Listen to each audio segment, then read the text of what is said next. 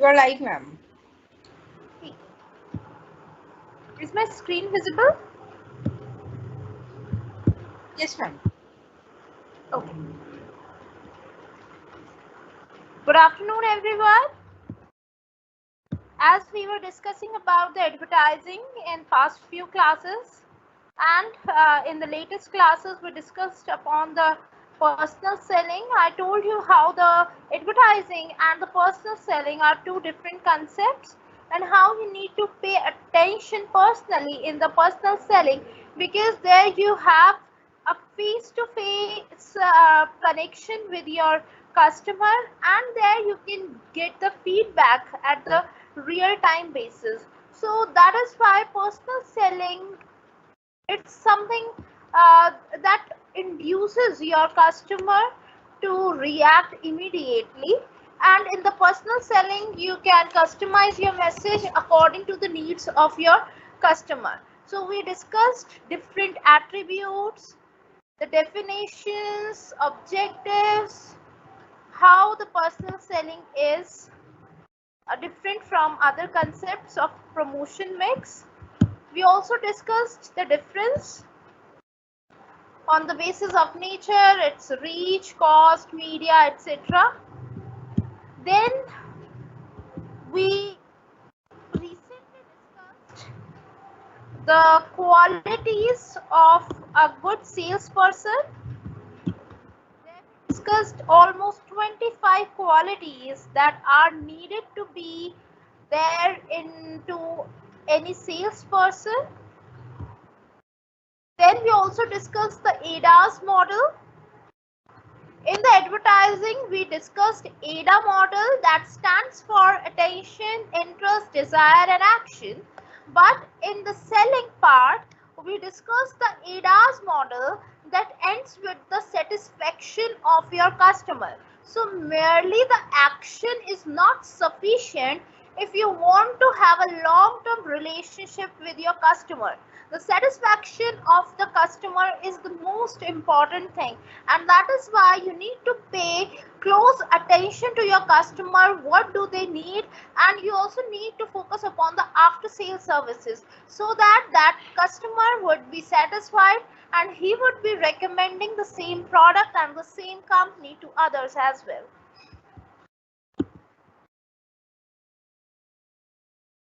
So today we'll start with the process of personal selling.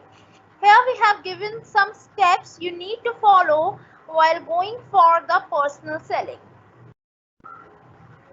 This chart is a comprehensive flow chart that discusses about the 7 steps involved in the process of personal selling. You have to go through these steps in order to close your sales, or I would say in order to acquire your customer. The 7 steps are prospecting and qualifying. The first step is you have to prospect that who can become your customer in the future. Just identify the potential customers who all can purchase my product, who all can afford my product, so that I can reach up to them and they would purchase my product. Okay, this is the first step. Then the second step is pre-approach.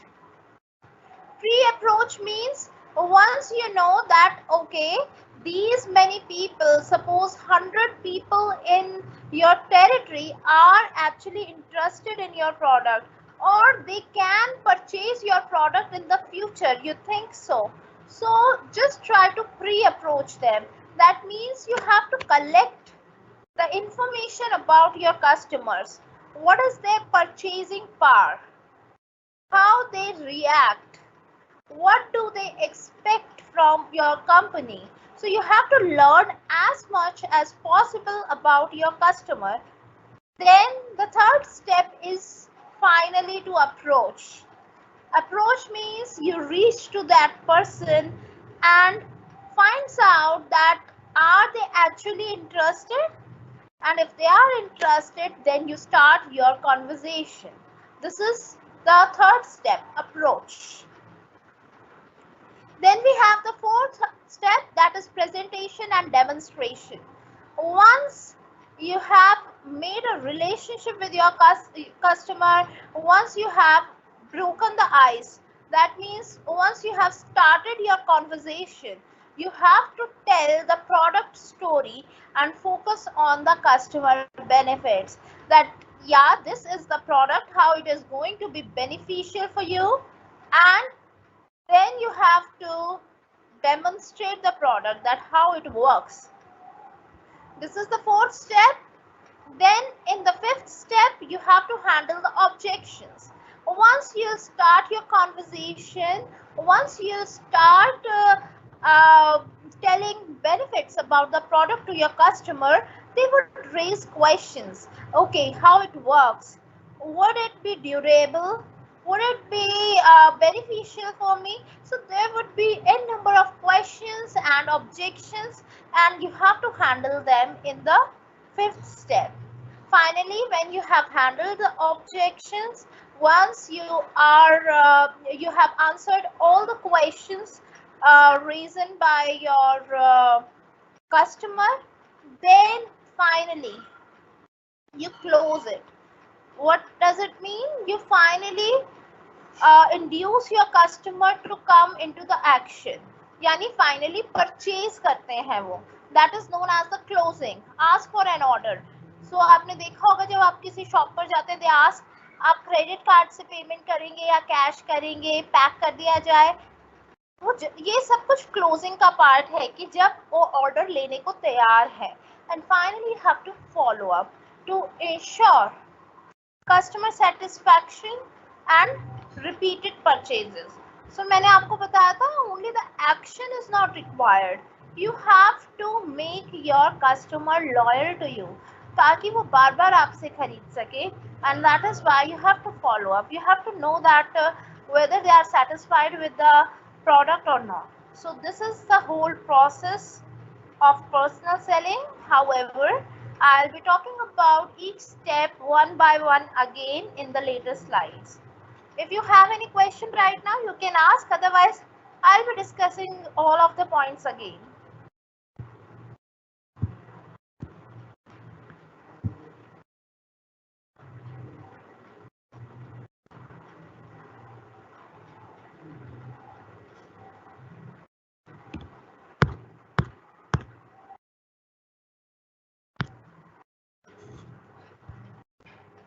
अब मैं आपको दोबारा ये सारे step बताऊंगी और वो मैं हिंदी में समझा दूंगी आपको, ताकि किसी को कोई कंफ्यूजन ना रहे.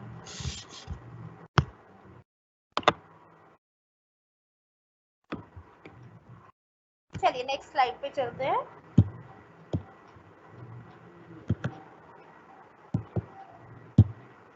Step 1, prospecting and qualifying. यानी जब भी आप, suppose I have appointed you as a sales person, आप मेरी कंपनी के सेल्स पर्सन हैं और आपको किसी टेरिटरी में जाकर, टेरिटरी होती है कोई एरिया, आपको मैंने कहा है कि इस एरिया में, सपोज कमला नगर एरिया में आपको ये प्रोडक्ट सेल करना है, तो आप वहाँ के एरिया के बारे में पहले जानने की कोशिश करेंगे कि कैसे एरिया डिवाइडेड है, कहाँ पे लोगों के घर हैं, कहाँ पे ज़्यादा शॉप्स हैं, कहाँ पे फ्लैट्स बने हुए हैं, क्या फ्लैट वाले लोग आपके प्रोडक्ट को ज़्यादा लेना पसंद करेंगे या घर वाले. तो आपको पहले आइडेंटिफाई करना है एरिया, और ये आइडेंटिफाई करना है कि उनमें से कौन लोग आपके प्रोडक्ट को खरीद सकते हैं. सपोज मैं एक क्रेडिट कार्ड बेच रही हूँ. क्रेडिट कार्ड बेचने के लिए मैं एक नॉर्मल मिडिल क्लास फैमिली के पास जा सकती हूँ, अपर मिडिल क्लास के पास जा सकती हूँ, बट मैं एक लोअर क्लास के पास नहीं जा सकती जो डेली वेजेस पे काम करते हैं. How would it be possible for them to have a credit card? Because there are some conditions to apply for the credit card. You should have this income and that. There are many conditions. So suppose मुझे credit card बेचना है और मैं किसी lower society में जाती हूँ, तो वहां पर कोई खरीदेगा ही नहीं. That is why it is important to know that who all are the people who can qualify to become your customer in the future. मैं इसको थोड़ा zoom कर देती हूँ so that you can easily read it. Before planning a sale, do your research to identify the people or the companies who might be interested in your product or service. यानी जैसे ही आपको cell करने के लिए जाना है, आपको कोई टास्क दिया गया है, तो सबसे पहला काम आपको ये करना है कि रिसर्च करें. पहले ये जाने कि कौन लोग ऐसे हैं या कौन सी ऐसी कंपनीज हैं. मैंने आपको बताया था सेल्स पीपल जो है घरों में जाके भी प्रोडक्ट्स बेचते हैं. कुछ लोग ऐसे होते हैं जो इंडस्ट्री से रिलेटेड होते हैं, तो वो जाके बिजनेसमैन से ही बात करते हैं अबाउट सप्लाईज एटसेट्रा. तो उस केस में भी आपको रिसर्च करना है कौन लोग आपके प्रोडक्ट को खरीद सकते हैं, कौन लोग आपके प्रोडक्ट या सर्विस में इंटरेस्टेड होंगे. This step is called prospecting. Prospecting यानी कौन आपके प्रोस्पेक्ट कस्टमर्स हैं. प्रोस्पेक्ट कस्टमर का मतलब है भावी कस्टमर्स, यानी आगे चलकर बनने वाले customers. And it's the foundation step for the rest of the sales process. यानी ये सबसे पहला स्टेप है किसी भी सेल्स प्रोसेस को आगे बढ़ाने का. A lead is a potential buyer. तो हम जब पोटेंशियल बायर की बात करते हैं तो we often refer to them as lead, यानी उनको हम कई बार लीड कहते हैं कि कोई लीड मिला, यानी आगे चलकर हो सकता है कि वो हमारा कस्टमर बने या फिर ना भी बने, लेकिन अभी वो लीड है, यानी अभी वो इंटरेस्टेड है, अभी वो पोटेंशियल बायर है. A prospect is a lead that is qualified और determined to be ready, willing and able to buy. Lead जो है वो थोड़ा बहुत इंटरेस्टेड होगा, उसको हम कह सकते हैं, लेकिन प्रोस्पेक्ट जो है उससे एक अगला स्टेप है, यानी जो लोग क्वालिफाई करते हैं आपके प्रोडक्ट को खरीदने के लिए, विलिंग होते हैं और उनमें परचेजिंग पावर भी होती है, क्योंकि विलिंग तो बहुत लोग हो सकते हैं किसी भी प्रोडक्ट को खरीदने के लिए. आज शायद मैं भी चाहूँ कि मेरे पास एक लग्जरी कार हो, so I'm willing to purchase it, but I may not qualify to purchase that particular product or that particular luxurious car.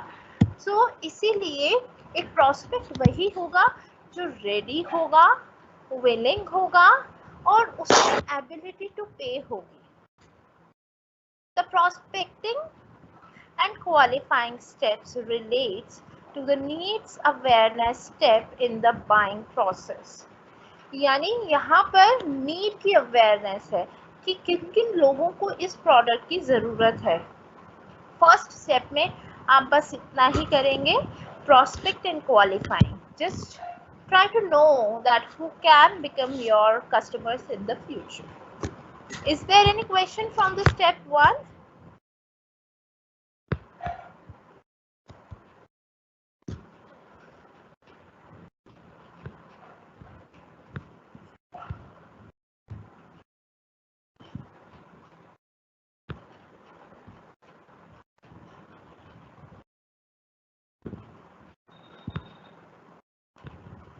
आपको सिर्फ सिलेबस देखना है अपना, मेरी पीपीटीज देखनी है और जो टॉपिक मैंने कराया उसको फिर बुक में से रेफर कर सकते हैं. पूरी बुक आपको नहीं करनी है, बुक्स में बहुत ज़्यादा दिया हुआ है.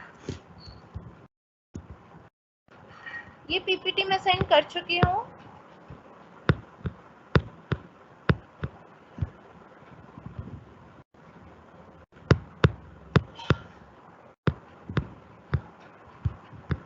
क्वालिफाइंग का मतलब है जो उस प्रोडक्ट को खरीदने के लिए एलिजिबल है.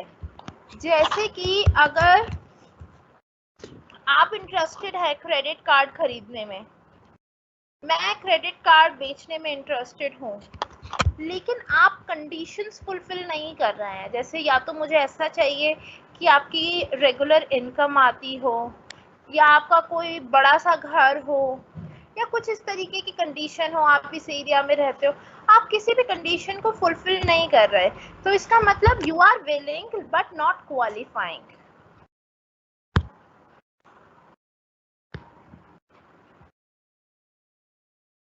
Got it?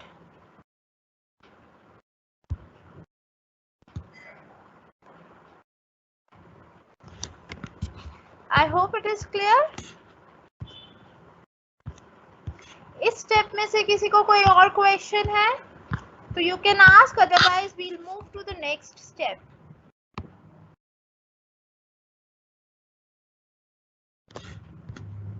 Okay, let's move to the next step. Next step is preparation or pre-approach. Pre-approach का मतलब है किसी बंदे तक जाने से पहले जब हम उसके बारे में नॉलेज गेन करते हैं तो उसको प्री-अप्रोच या प्रिपरेशन कहा जाता है. Before making a sales call, email or visit, it is important to do your homework by researching your customer and planning what you are going to say. यानी suppose मैंने ये आइडेंटिफाई किया कि मेरे एरिया में 100 ऐसे लोग हैं जिनमें विलिंगनेस है and they qualify to become my customer and they have the ability to purchase.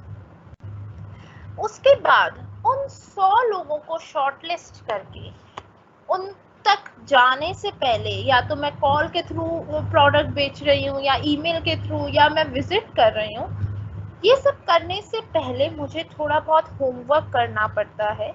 यानी उनके बारे में जितनी नॉलेज मैं गेन कर सकती हूँ फ्रॉम डिफरेंट सोर्सेज वो मुझे करनी पड़ती है.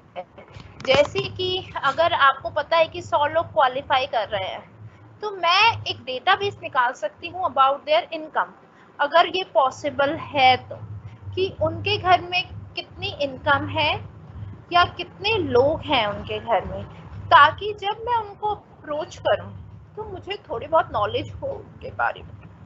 Although usually it is not possible to have knowledge, क्योंकि कुछ सेंसिटिव इंफॉर्मेशन ऐसे पब्लिकली अवेलेबल नहीं होती, लेकिन आपको एक आइडिया तो लग ही सकता है कि इन लोगों के घर के आसपास देख के या फिर कि वो किस लोकेलिटी में रहते हैं, क्या उनका रहन सहन है, ताकि मैं जब अपने प्रोडक्ट को उनके पास बेचने जाऊं तो मैं उसके हिसाब से ढाल सकूं अपनी प्रेजेंटेशन को. A good salesperson researches a prospect, familiarizing with the customer's needs and learning all the relevant background information about the individual or the business. एक अच्छा सेल्स पर्सन जब ही कहलाता है जब आप उसके बारे में सारी नॉलेज रखते हैं, उसके बारे में आपको नीड्स पता होती हैं और उसके बैकग्राउंड के बारे में आपको पता होता है ताकि आप अच्छे से डेमोन्स्ट्रेशन दे सकें. सो this is the second step. Any question from second step?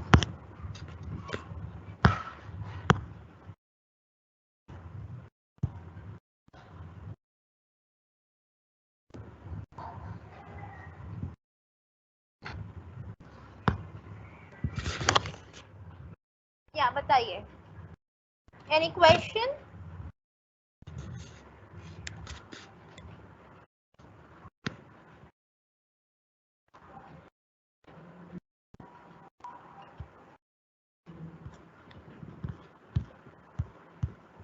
Any question from the second step?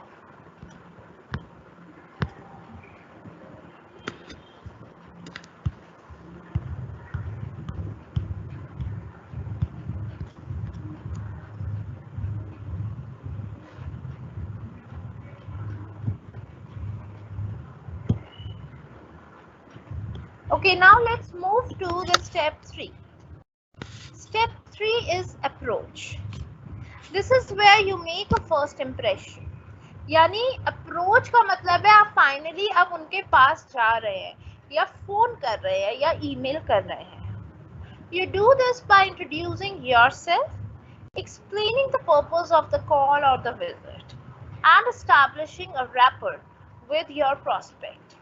That means यहाँ पे आप पहले अपने आप को इंट्रोड्यूस करते हैं। सपोज आपके घर कोई आया है, ICICI बैंक वाले आए हैं, अब वो अपने आप को इंट्रोड्यूस करेंगे कि हम ICICI बैंक से हैं, हमारा ये पर्पस है आने का या कॉल करने का, और फिर एक तरीके का कॉन्वर्जेशन स्टार्ट करते हैं। वो आपके नाम जानते हैं कि आपको क्रेडिट कार्ड की नीड है या नहीं है। वैसे तो उन्हीं लोगों के पास जाते हैं जिनको उन्हें लगता है कि नीड होगी। फिर वो और थोड़ी बहुत बातचीत करते हैं कि आपको किस तरीके के ट्रांजैक्शंस करते हैं आप। फिर वो कहेंगे कि हम ऑनलाइन शॉपिंग करते हैं, फिर मैं कहूँगी कि ऑनलाइन शॉपिंग में तो आपको मेरे कार्ड का बहुत फ़ायदा है। तो इस तरीके से वो थोड़ा बहुत कॉन्वर्सेशन को स्टार्ट करते हैं। First impressions are crucial to building the customer's trust. You work to establish a rapport with the customer first. This usually involves the introduction, making the small talk, asking warm-up questions, and generally explaining who you are and whom you represent. यानी starting में first impression कहते हैं ना, first impression is the last impression. So you have to create your first impression that yes, you can trust on our company. आपको इस product के generally ये फायदे हो सकते हैं। अभी मैं प्रोडक्ट पे नहीं आई हूँ, लेकिन क्रेडिट कार्ड, सपोज मैं ICICI कार्ड के बारे में अभी नहीं बता रही हूँ, मैं आपको सिर्फ क्रेडिट कार्ड के बारे में बता रही हूँ कि आपके पास क्रेडिट कार्ड होना क्यों जरूरी है। तो इस तरीके के कुछ क्वेश्चन स्टार्टिंग में पूछे जाते हैं। There are 3 common approach method. Approach में भी 3 तरीके के मेथड्स होते हैं। एक है premium approach, presenting your potential client with a gift at the beginning of your interaction. यानी सबसे पहले आते ही एक गिफ्ट तरीके का बता दो कि आपको ये स्कीम मिलने वाली है, या आप अगर आज क्रेडिट कार्ड मुझसे लेते हैं तो आपको साथ में ये गिफ्ट दिया जाएगा। That is known as the premium approach. आप कस्टमर तक पहुंचते ही सीधा उनको किसी गिफ्ट के बारे में बताते हैं। नेक्स्ट है question approach, asking question to get the prospect interest. कभी कभी दूसरी अप्रोच फॉलो की जाती है जो होती है क्वेश्चन अप्रोच, जिसमें आते ही पहले वो आपसे क्वेश्चन पूछेंगे, क्या आप ऑनलाइन शॉपिंग करते हैं? क्या आप फ्लाइट से इधर उधर ज़्यादा आते जाते हैं? क्या आप बिल्स जो है वो ऑनलाइन पे करते हैं? मैंने आपसे 4-5 क्वेश्चन पूछे आते, उसके बाद मैं जवाब दूंगी कि अगर आपके पास कार्ड होगा ICICI का, then you would get the cash back, या तो आपको वाउचर्स मिल सकते हैं। तो this is known as the question approach. Next approach is product approach, giving the prospect a sample और a free trial to review and evaluate your service. यानी सबसे पहले आते ही प्रोडक्ट अप्रोच अपना लो। आते ही सपोज ये तो क्रेडिट कार्ड में तो यूज नहीं हो सकती, लेकिन मैं एक सर्फ बेचने आई हूँ, तो मैंने आपको आते ही एक सर्फ का छोटा सा पाउच दिया और यही कहा कि आप पहले इसे यूज करके देखो, फिर हम अपनी आगे की बातें स्टार्ट करेंगे या कॉन्वर्जेशन स्टार्ट करेंगे। तो इसका मतलब है कि आते ही जब फ्री ट्रायल या फ्री सैंपल दे दिया जाए, that is known as the product approach. Third step में से, अप्रोच स्टेप में से आपको कोई क्वेश्चन है तो यू कैन आस्क।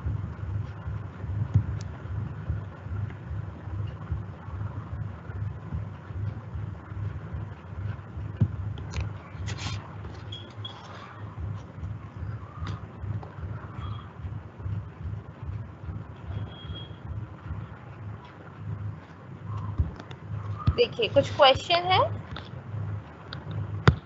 फेमिलियराइजिंग का मतलब है जब आप किसी को फेमिलियराइज को मैं हिंदी में क्या कहूँ, किसी को जानने लगते हैं, किसी के साथ कंफर्टेबल हो जाते हैं, that is फेमिलियराइजिंग।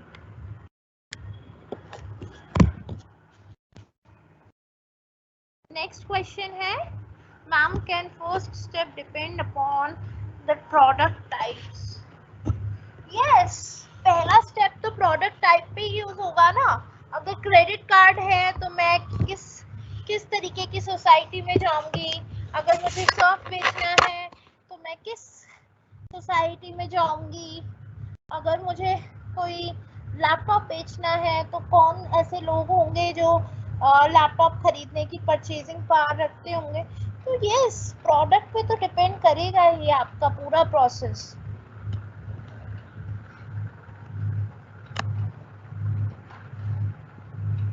Difference between potential customer and prospect customer. ये प्रोस्पेक्ट और पोटेंशियल दोनों सेम वर्ड है, कोई डिफरेंस नहीं है। प्रीमियम अप्रोच, जब आते ही आप कोई डिस्काउंट या फिर कोई गिफ्ट दे दें अपने कस्टमर को कि आप अगर आज ये लेते हैं या फिर नहीं भी लेते हैं, कोई गिफ्ट आते ही गिफ्ट दे दिया जाए, तो प्रीमियम अप्रोच होती है। क्वेश्चन अप्रोच, आते ही आप अगर कुछ क्वेश्चन पूछते हैं और फिर उनका आंसर देते हैं अपने प्रोडक्ट के through, that is question approach. Suppose मुझे सर्फ बेचना है, तो मैं आते ही क्वेश्चन पूछूंगी कि क्या आपके घर में किस तरीके की जॉब पे हैं लोग, क्या वाइट शर्ट्स ज़्यादा यूज़ होती हैं, क्या उनके कॉलर और कफ्स गंदे होते हैं, इस तरीके के कुछ क्वेश्चन पूछूंगी और फिर अपना सर्फ उनको दूंगी। So that is question approach.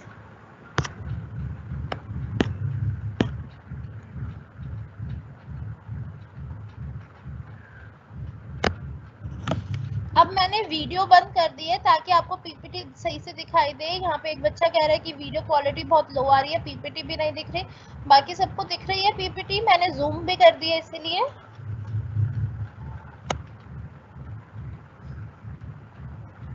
Premium और प्रोडक्ट अप्रोच में ये डिफरेंस है कि प्रीमियम अप्रोच में पहले एक गिफ्ट दिया जाता है, फिर प्रोडक्ट के बारे में बताया जाता है, और प्रोडक्ट अप्रोच में जो प्रोडक्ट है वही दिया जाता है सैंपल के तौर पे कि आप इसको यूज करके देखो।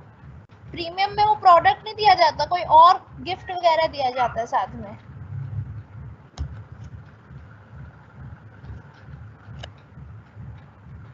I hope it is clear.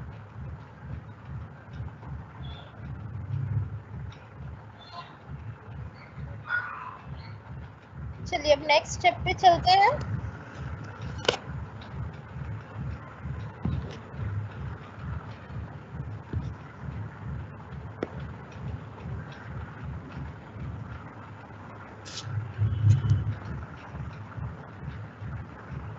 Next step है प्रेजेंटेशन। अब जब आपने थोड़ा बहुत बात कर ली है कस्टमर से, थोड़ा बहुत बता दिया है प्रोडक्ट के बारे में, या सैंपल दे दिया है, या गिफ्ट दे दिया है, या कुछ क्वेश्चन पूछ लिए, अब आप फाइनली प्रेजेंटेशन देते हैं। सो this is the most important part of selling process. तो थोड़ा जूम कर देते हैं।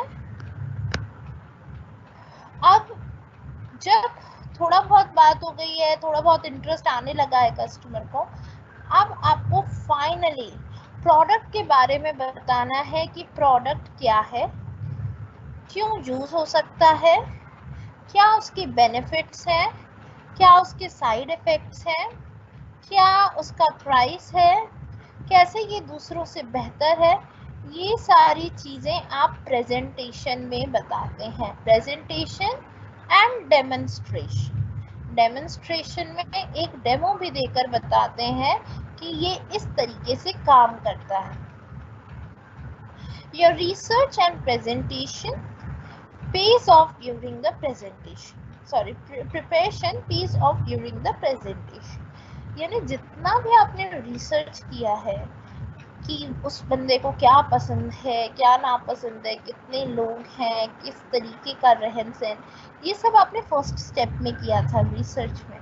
तो अब समय आ गया है कि आप वो सारी नॉलेज को यूज करके अपनी प्रेजेंटेशन स्टार्ट करें। जैसे आपको पता होता है जब आप अपनी प्रेजेंटेशन देनी होती है क्लास में, सपोज इंटरनल असेसमेंट में या किसी चीज़ में, या स्कूल में आप देते होंगे प्रेजेंटेशन, तो आपको टीचर के बारे में पता होता है कि उसको क्या पसंद है, और फिर आप उसी तरीके से अपनी प्रेजेंटेशन बनाते हैं। तो यहाँ पर भी आपको पता होना चाहिए कि आपके कस्टमर को क्या पसंद है, उसके हिसाब से आप अपनी प्रेजेंटेशन क्रिएट करते हैं।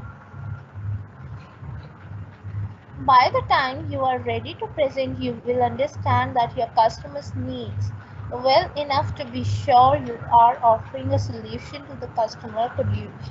यानी जब आप इस टाइम तक पहुंचते हैं आफ्टर रिसर्च, प्री अप्रोच, तो इस स्टेप तक पहुंचने तक आपको पता चल जाता है कि कस्टमर को इस प्रोडक्ट की असल में नीड है या नहीं है, और उस नीड को, उस प्रॉब्लम का सल्यूशन जो है वो आपका प्रोडक्ट है। यानी सपोज कुछ लोग आपको बताते हैं कि हाँ वो ऑनलाइन शॉपिंग करते हैं लेकिन उनको पेमेंट में प्रॉब्लम आती है या फिर उनको ज़्यादा डिस्काउंट नहीं मिलता, तो आप फिर बताते हैं कि हमारा जो प्रोडक्ट है वो बहुत ज़्यादा डिस्काउंट देता है, अगर आप यूज़ करेंगे, पेमेंट करेंगे क्रेडिट कार्ड के थ्रू, तो आपको 10%, 20% कैशबैक मिलेगा हर ट्रांजैक्शन पे। तो इस तरीके से आप प्रेजेंटेशन देते हैं। The presentation should be tailored to the customers, explaining how the product meets the person or the company's needs. यानी प्रेजेंटेशन में बेसिकली सेल्स पर्सन ये बताता है कि कैसे आपकी इच्छाओं को, कैसे आपकी नीड को मेरा प्रोडक्ट पूरा कर सकता है। Now is the time to focus on the benefits of your product or service. यानी आप इसमें फिर डिटेल्ड बेनिफिट्स बताते हैं प्रोडक्ट के या सर्विस के। This might involve a product demonstration है, यानी आप उसको यूज करके दिखाएंगे कि देखो ये इस तरीके से काम करता है। सर्फ है तो उस तरीके से दिखाएंगे, क्रेडिट कार्ड है तो अपना क्रेडिट कार्ड दिखा सकते हैं, वो वाला तो नहीं करके दिखा सकते of course. Now is the time to focus on the benefits of your product and service. Okay, या ये हो चुका है।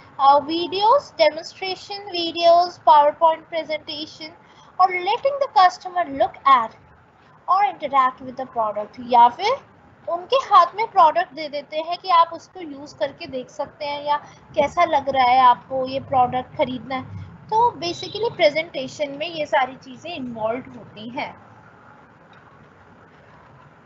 At this point the customer is using the information being shared as a part of suite of possible solutions. They might be researching your offer compared to the others. It is during this part of the sale where you can use upselling and cross-selling to engage the customer further.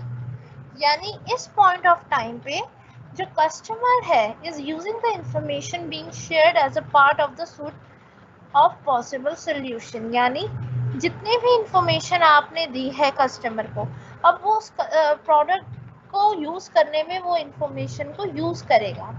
They might be researching your offer compare to others, और ये भी हो सकता है कि वो ये देखें कि आप कितने पैसे में दे रहे हैं या आपने क्या क्या बेनिफिट्स दिए हैं, और they can compare it with the others. It is during this part of the sale where you can use upselling and cross-selling to engage the customers further. यानी यहाँ पे आप upselling का मतलब है कि थोड़ा बहुत बार्गेनिंग वगैरह आप कर सकते हैं कस्टमर के साथ, या फिर क्रॉस सेलिंग कर सकते हैं, जैसे कि आप ये कह सकते हैं कि हाँ आप कंपेयर कर लो, या फिर आप ये कह सकते हैं कि दूसरे से ये इसीलिए बेटर है।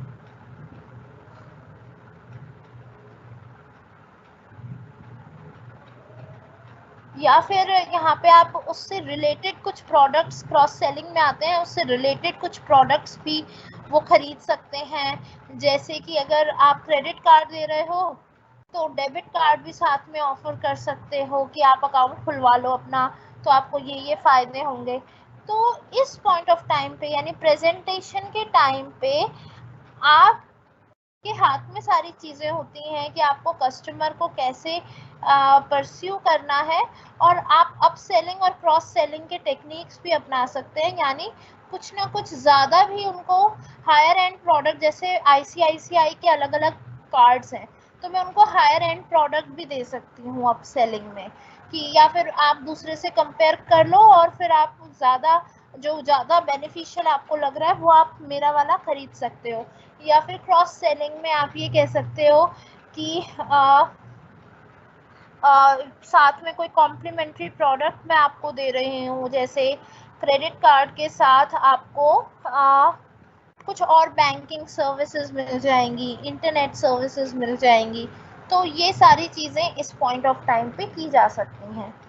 Once you have identified your customers' needs, you will know if they would receive additional benefits from an enhanced product or service offerings.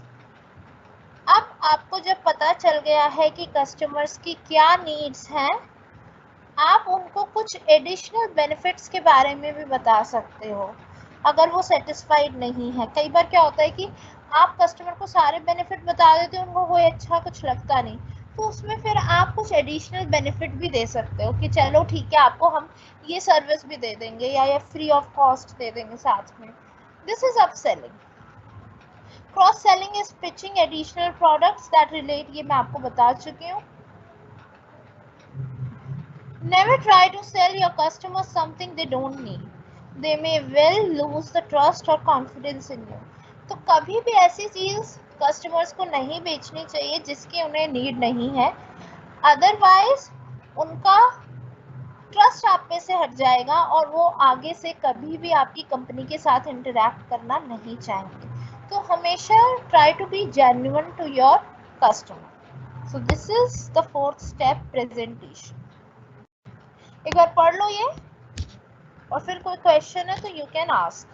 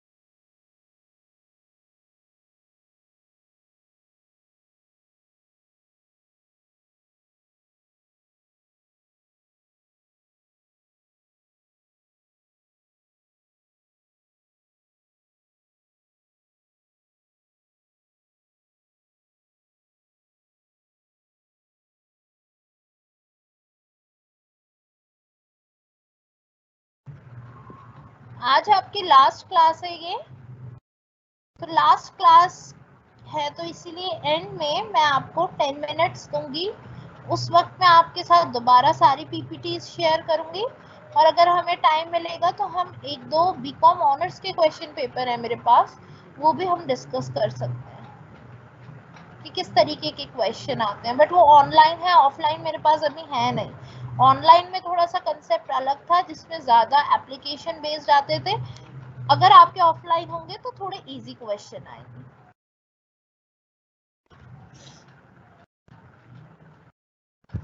Okay, question आ रहा है, fourth point in presentation.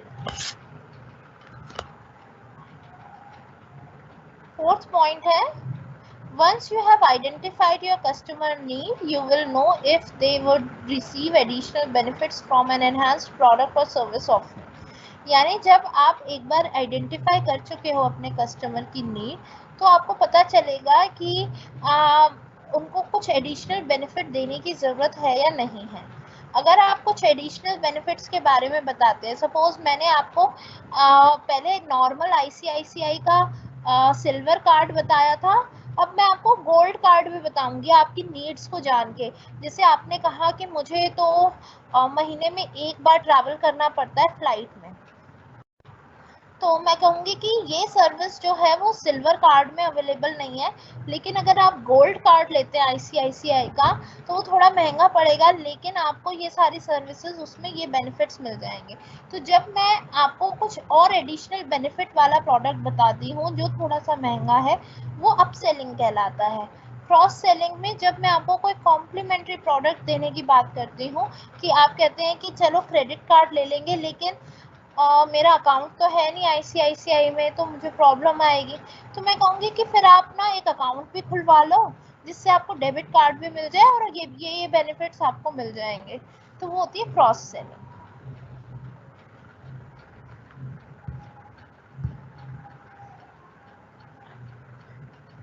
Up selling में आप premium product, कुछ better product देते हैं ज़्यादा पैसे में। क्रॉस सेलिंग में आप कॉम्प्लीमेंट्री प्रोडक्ट देते हैं जो उसके साथ यूज हो सकता है।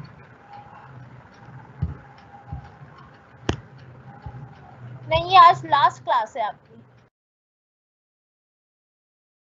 आपका सिलेबस खत्म हो गया है।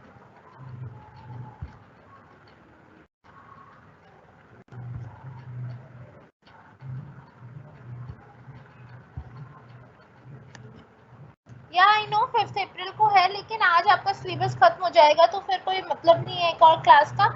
आज ही मैं सब कुछ बता दूंगी आपको।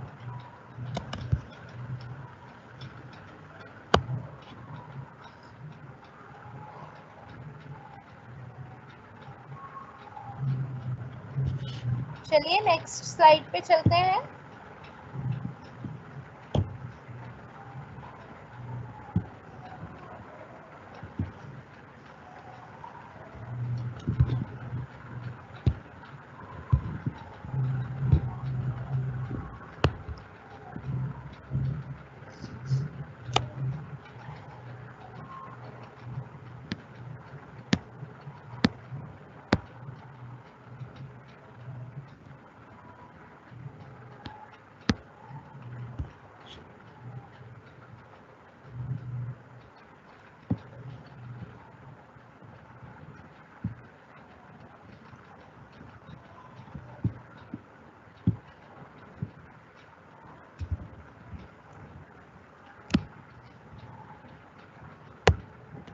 फिफ्थ स्टेप है हैंडलिंग ऑब्जेक्शंस।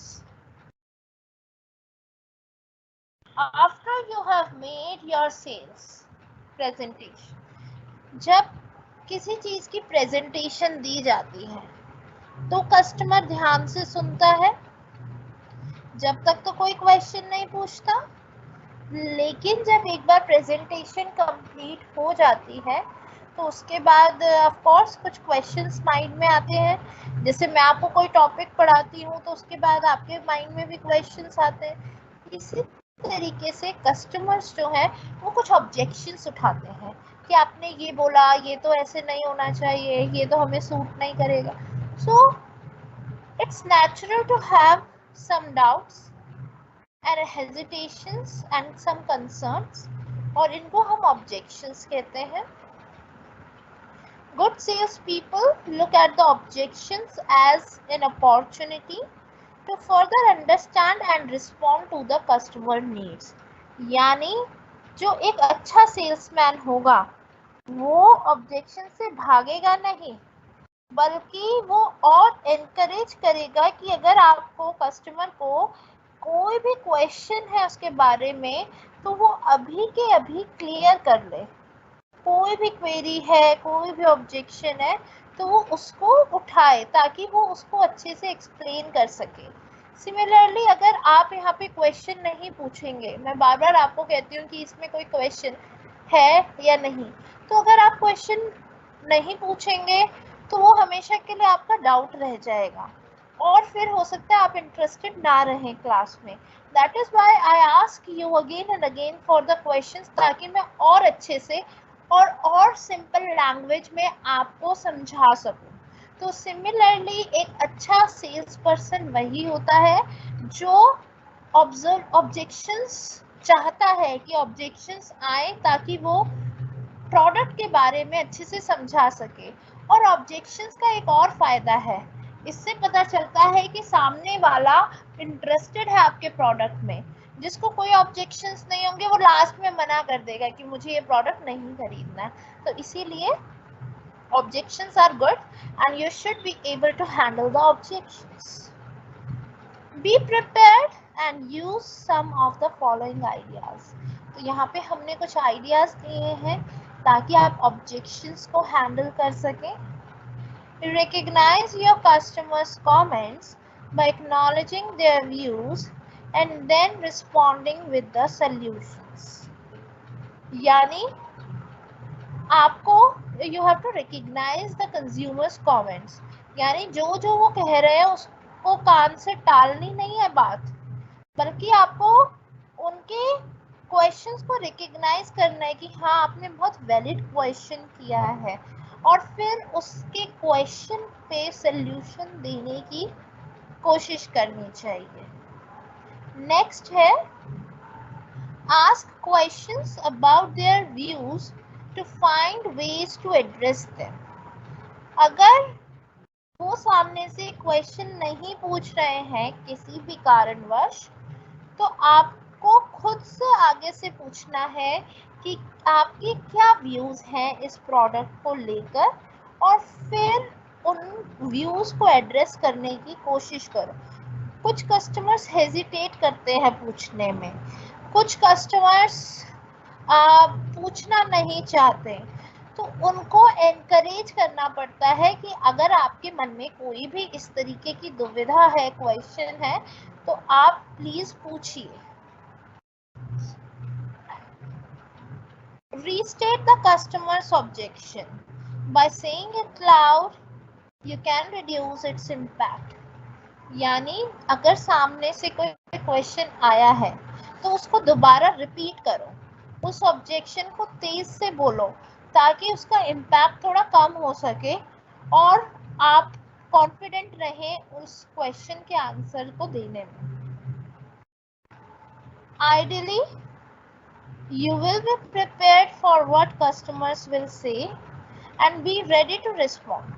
यानी आपको एक नॉलेज हो जाती है जब आप 10, 12, 15 लोगों के पास सेम प्रोडक्ट को बेचने जाते हैं, तो आपको पता चल जाता है कि ये इस तरीके की क्वेरीज आएंगी, क्वेश्चन आएंगे। जैसे हम कोई लेक्चर देते तो हमें पता होता है कि बच्चा ये क्वेश्चन पूछेगा, उसे ये समझ नहीं आएगा। तो इसी तरीके से सेल्स पर्सन को पता होता है कि कहाँ कैसी कैसी क्वेरीज आ सकती हैं। Generally queries are regarding the quality or the price or the durability or the variety. So इस तरीके के क्वेश्चन हो सकते हैं, so they should be well prepared.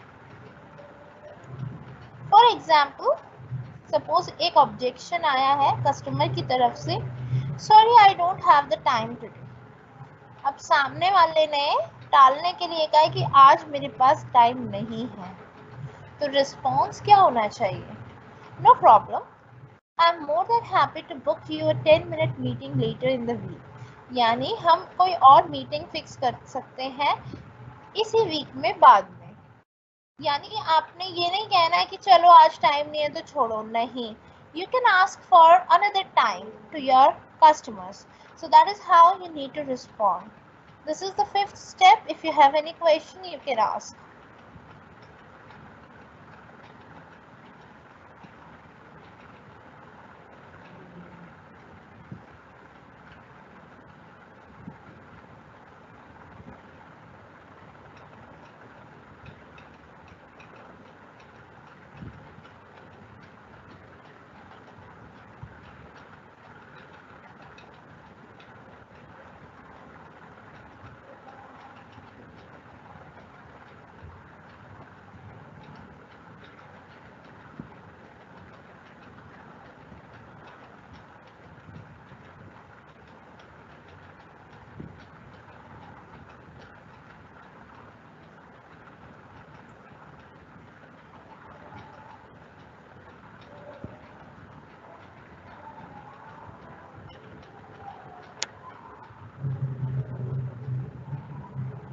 बताइए कुछ क्वेश्चंस।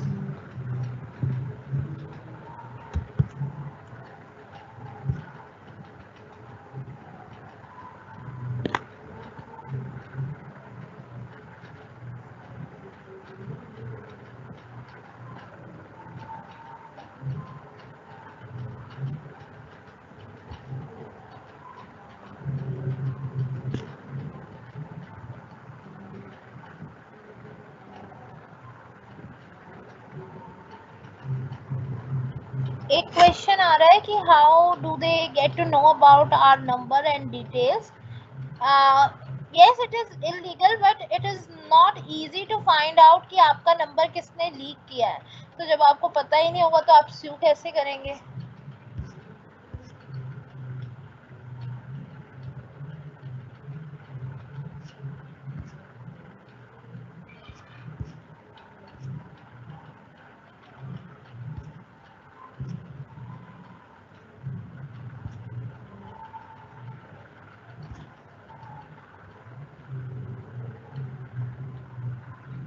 रिसर्चिंग में कंपनीज कैसे डेटा कलेक्ट करते हैं?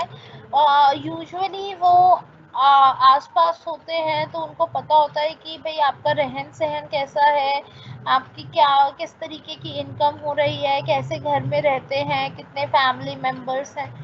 और कुछ टीम्स जो है वो जैसे गवर्नमेंटल अगर कोई स्कीम है तो गवर्नमेंट के पास सबका डेटा होता है, वो सर्वे करते रहते हैं, तो उन सर्वे से पता चलता है कि कहाँ पे किसकी क्या इनकम है एंड ऑल.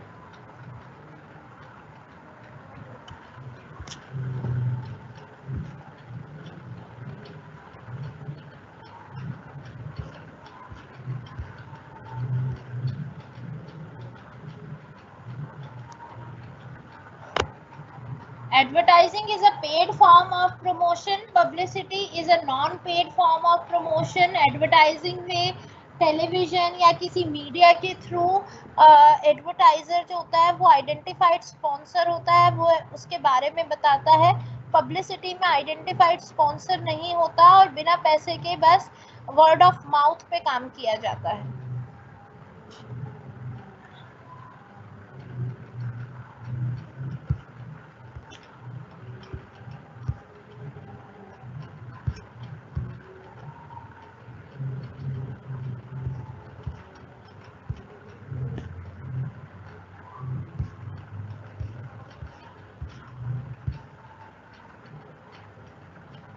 ऑब्जेक्शंस मैंने आपको बताया है कि किस तरीके के ऑब्जेक्शंस हो सकते हैं. प्राइस रिलेटेड हो सकते हैं, वर्किंग रिलेटेड हो सकते हैं. सपोज क्रेडिट कार्ड का ही हम एग्जांपल ले रहे थे, तो मैं पूछती हूँ कि क्या क्रेडिट कार्ड में कुछ एक्स्ट्रा चार्जेस तो नहीं फिल करने पड़ेंगे मुझे? ऐसा तो नहीं है कि ये कुछ ट्रांजैक्शंस पे ही काम आएगा या अनलिमिटेड ट्रांजैक्शंस पे काम आ जाएगा, मुझे कितने दिनों में पेमेंट करनी होगी? तो ये सारे ऑब्जेक्शंस.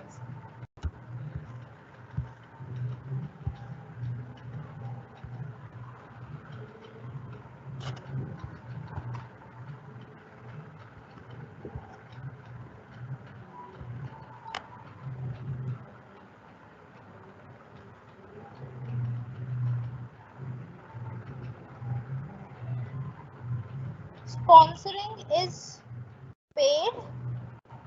Yes.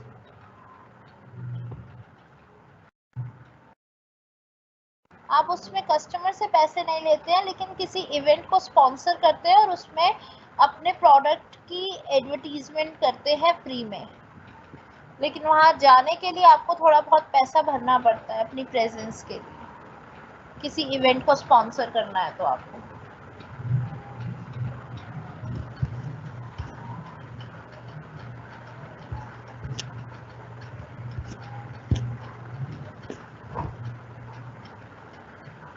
पर्सनल सेलिंग में मैंने एडास मॉडल पढ़ाया तो आपको कल लास्ट क्लास में.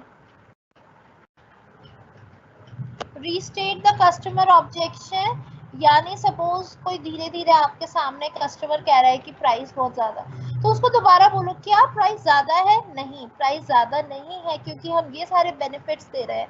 या फिर ये बोल सकते हो कि हाँ प्राइस थोड़ा सा ज्यादा है औरों के कंपैरिजन में, बट इसीलिए प्राइस ज्यादा है क्योंकि इसमें ये क्वालिटीज हैं. तो रीस्टेट यानी दोबारा बोलो उनके ऑब्जेक्शन को और फिर उस पर अपना पॉइंट रखो.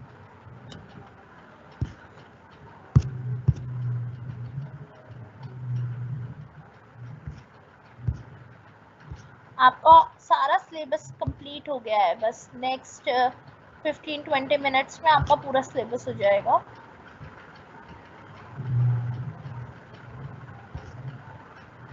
हाँ, कुछ केस स्टडी भी आ सकते हैं. पीपीटी का लिंक आपको लास्ट में दे दूंगी मैं।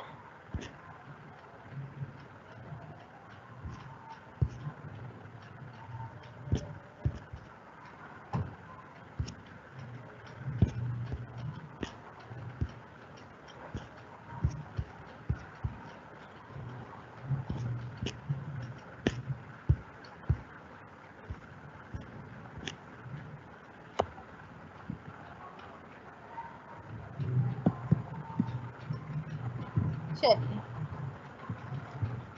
नेक्स्ट स्लाइड पर चलते हैं।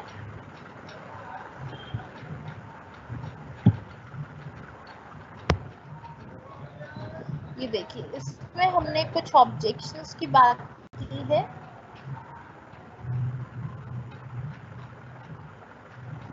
किस तरीके के ऑब्जेक्शंस आपके पास आ सकते हैं और आप उनको कैसे डील कर सकते हैं, ठीक है। पहले हमने कुछ ऑब्जेक्शन दिए हैं और फिर उसके आंसर्स या तरीके दिए हैं, how you can handle those objections.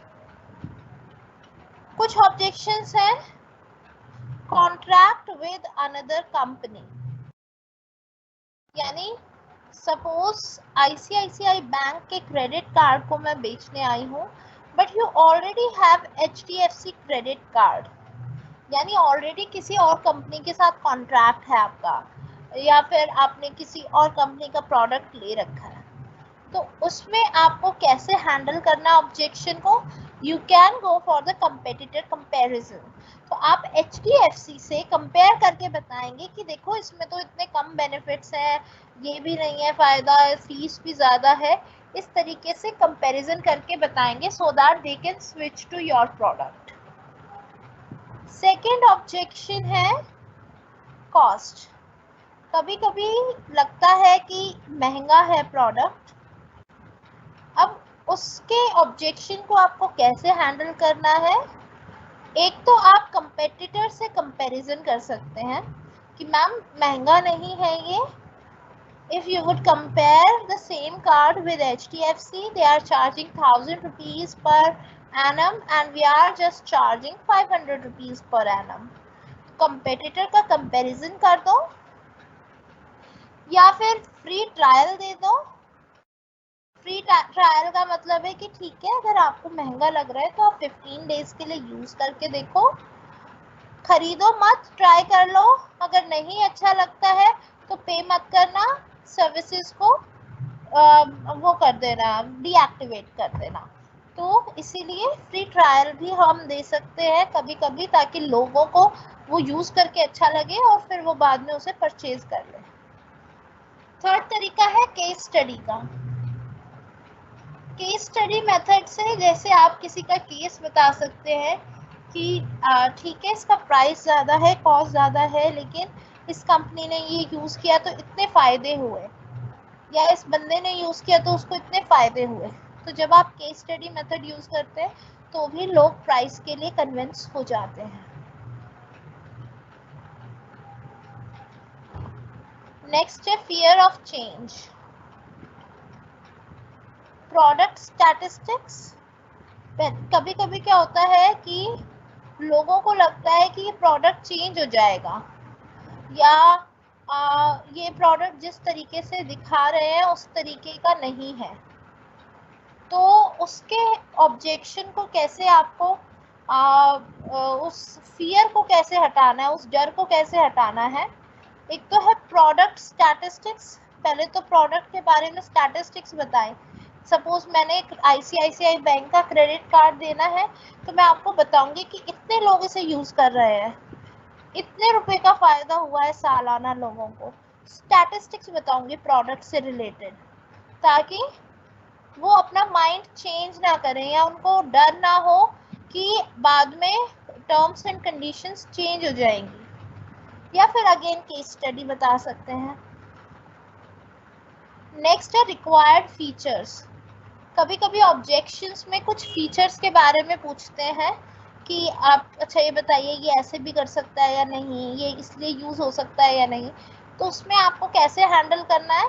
एक तो फीचर ब्रेकडाउन, यानी जितने भी फीचर्स हैं उनको अच्छे से एक्सप्लेन करके बताना है, ब्रेक डाउन करके बताना है कि ये फीचर्स हैं, रिसोर्सेज बताने हैं कि वो कैसे आया है, और प्रोडक्ट का डेमो देके बताना है ताकि सारे फीचर्स उनको क्लियर हो सके। लास्ट ऑब्जेक्शन है टाइमिंग का। कई बार लोग कहते हैं कि अभी हमारे पास टाइम नहीं है या हम बाद में सोचेंगे, तो उस ऑब्जेक्शन को आपको कैसे हैंडल करना है, उनको कहना है कि ये लिमिटेड टाइम ऑफर है, अगर आप विद इन 1 वीक नहीं लेंगे तो आपको ये डिस्काउंट नहीं मिलेगा, ताकि वो जल्दी से जल्दी परचेज कर सकें। So these are some of the objections and their solutions. इसमें से किसी में क्वेश्चन है तो आप पूछ सकते हैं।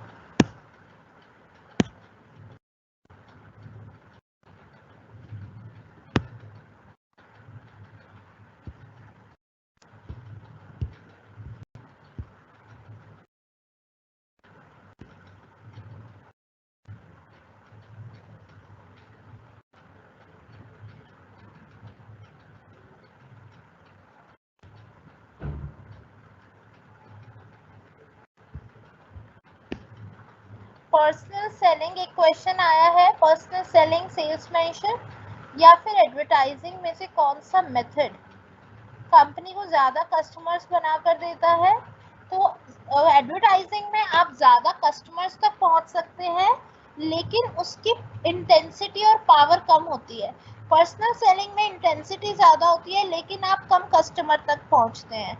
तो ज़्यादा कस्टमर्स की बात करूं तो एडवर्टाइजिंग के थ्रू आप उन तक पहुंच सकते हैं। पर्सनल सेलिंग में आप सिर्फ एक लिमिटेड एरिया तक ही पहुंच सकते हैं।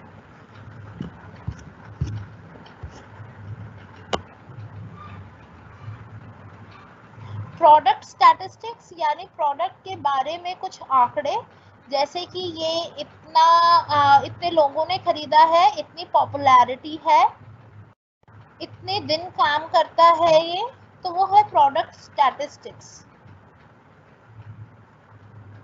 रिसोर्सेज का मतलब है कि किन चीज़ों को यूज करके ये प्रोडक्ट बनाया गया है।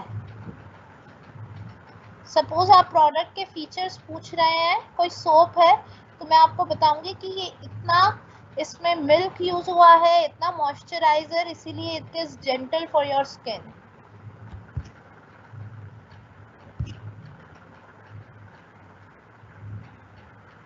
बुक का फ्रंट आपको मैंने कहा है Amazon पर you can just right advertising and personal selling लिखो, Amazon पे जाओ, right advertising and personal selling, CB Gupta sir की बुक उसमें आ जाएगी, येलो कवर है, वहां से आपको सारी इंफॉर्मेशन मिल जाएगी।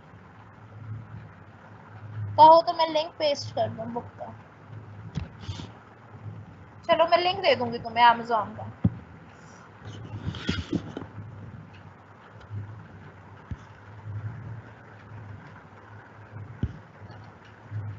एग्जाम आपके ऑफलाइन होंगे।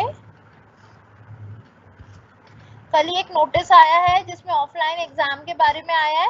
हो सकता है आपका 3.5 घंटे का पेपर हो। 3 घंटे का होता था पहले नॉर्मली, लेकिन अब 3.5 घंटे का पेपर होगा सिर्फ एक बार के लिए, क्योंकि अभी एकदम से ऑनलाइन से ऑफलाइन में आ रहे हैं। तो यूनिवर्सिटी आपको हाफ एन आवर शायद एक्स्ट्रा दे सकती है, लेकिन ऑफलाइन एग्जाम होंगे।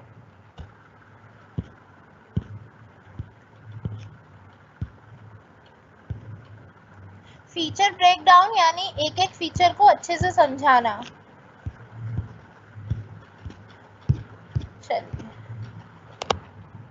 केस स्टडी, जब आप किसी कंपनी या किसी कस्टमर के बारे में बताते हैं कि उसने ये प्रोडक्ट खरीदा था और कितना फायदा हुआ।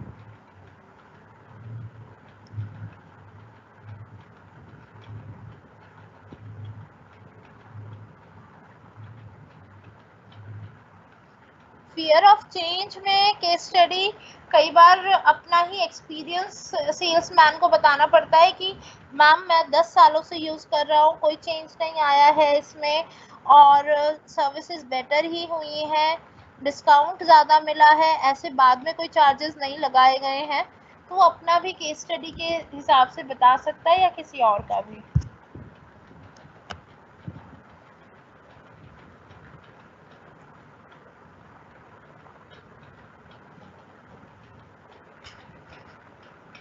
चलिए अब नेक्स्ट पॉइंट पे चलते हैं, क्लोजिंग द सेल्स। जब एक बार प्रेजेंटेशन हो गई और ऑब्जेक्शंस भी हैंडल हो गए, यानी क्वेश्चन एंड आंसर राउंड भी हो गया, तो फाइनली अब क्या कहते हैं सेल्समैन कि चलिए अब आप बताइए कितने का ऑर्डर देना चाहते हैं, कितने आर्टिकल चाहिए आपको, या क्रेडिट कार्ड का है तो चलिए अब आप बताइए कि आपकी डिटेल्स लिख लेता हूँ या फॉर्म भर दीजिए। ये इस तरीके के क्वेश्चन पूछे जाते हैं जब लास्ट में सेल को क्लोज करना होता है। The important and sometimes challenging part of the sale is closing it. This is where you actually have to ask if the potential customer is willing to make the purchase. यानी यहाँ पे अब finally आप पूछते हैं कि चलो order ले लिया जाए, आपकी तरफ से सारी क्वेश्चन क्लियर है, मेरी तरफ से पूरी प्रेजेंटेशन क्लियर है। If your customer has been convinced your product or service will meet their needs, you close the sale by agreeing on the terms of the sales and finishing up the transaction. अगर customer को लगता है कि आपके product या service की वजह से उनकी नीड्स कंप्लीट हो रही हैं, तो आप कुछ अग्रीमेंट कर सकते हैं और फाइनली फिनिश कर सकते हैं ट्रांजैक्शन को। Depending on your business, you might try one of these 3 closing strategies. तो इनमें से 3 में से कोई भी स्ट्रैटेजी आप अपना सकते हैं to close the sales। पहला है alternative choice close, यानी आपको मैं कुछ 2 अल्टरनेटिव दे दूं कि आप कैश से करेंगे पेमेंट, कार्ड से करेंगे। सबसे यूजुअल क्वेश्चन, कॉमन क्वेश्चन यही होता है आजकल, जब हम कोई भी चीज़ खरीदने जाते हैं तो वो कहते हैं अच्छा ठीक है आपको पसंद है कैश से करेंगे कार्ड से करेंगे, ताकि वो एक बार यानी आपको मौका नहीं देते सोचने का, जल्दी से जल्दी सेल्स को क्लोज करना चाहते हैं, तो वो होती है ऑल्टरनेटिव चॉइस क्लोज। नेक्स्ट है extra inducement clause. Offer something extra to get prospect to close, such as a free month of service or a discount. यानी लास्ट में जब कस्टमर रेडी है ऑलमोस्ट, बट फिर भी थोड़ा बहुत सोच रहा है, तो उनको ये कह सकते हैं कि चलिए आप अगर ले रहे हैं आज तो आपको ये एक एक्स्ट्रा डिस्काउंट मैं 5% का और दिलवा दूंगा, या फिर आपको चलो एक महीने की सर्विस फ्री में दिलवा देंगे हम।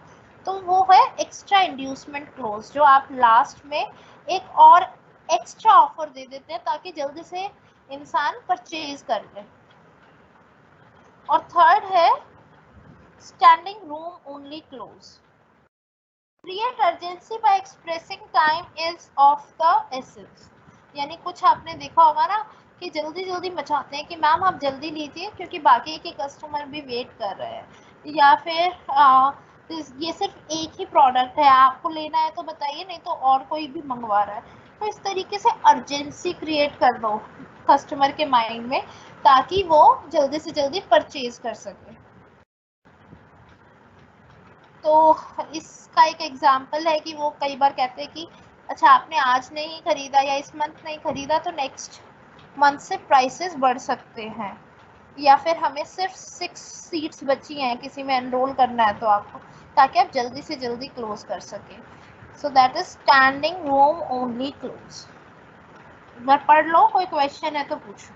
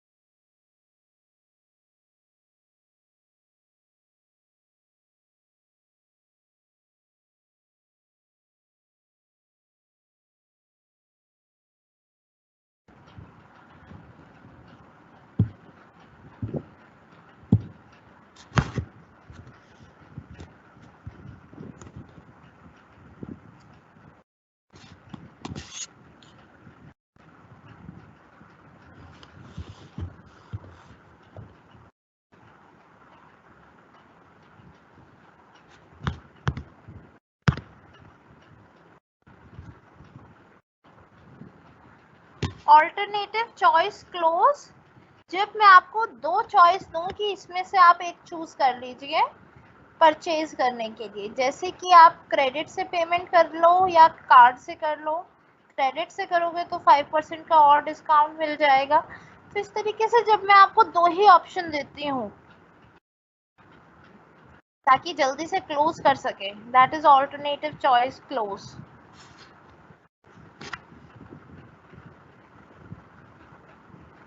एक्स्ट्रा इंड्यूसमेंट क्लोज, यानी जब कोई बंदा ऑलमोस्ट रेडी है आपका प्रोडक्ट खरीदने के लिए, लेकिन फिर भी थोड़ा सा टाइम लगा रहा है और आप जल्दी से उससे रिएक्ट कराना चाहते हैं, तो आप उसको कोई एक एक्स्ट्रा छोटा सा डिस्काउंट और दे देते हैं ताकि वो जल्दी से प्रोडक्ट खरीद ले।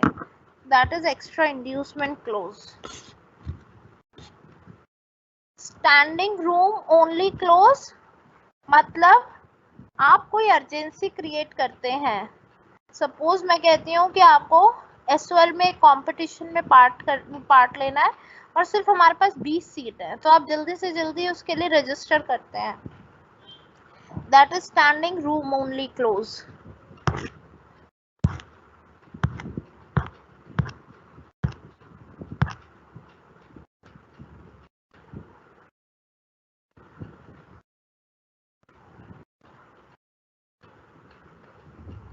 एक्स्ट्रा इंड्यूसमेंट वर्सेस डिस्काउंट कुछ नहीं होता।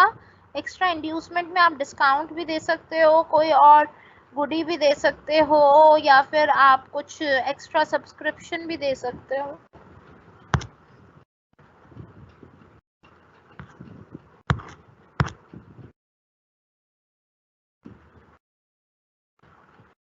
चलिए नेक्स्ट स्टेप पर चलते हैं।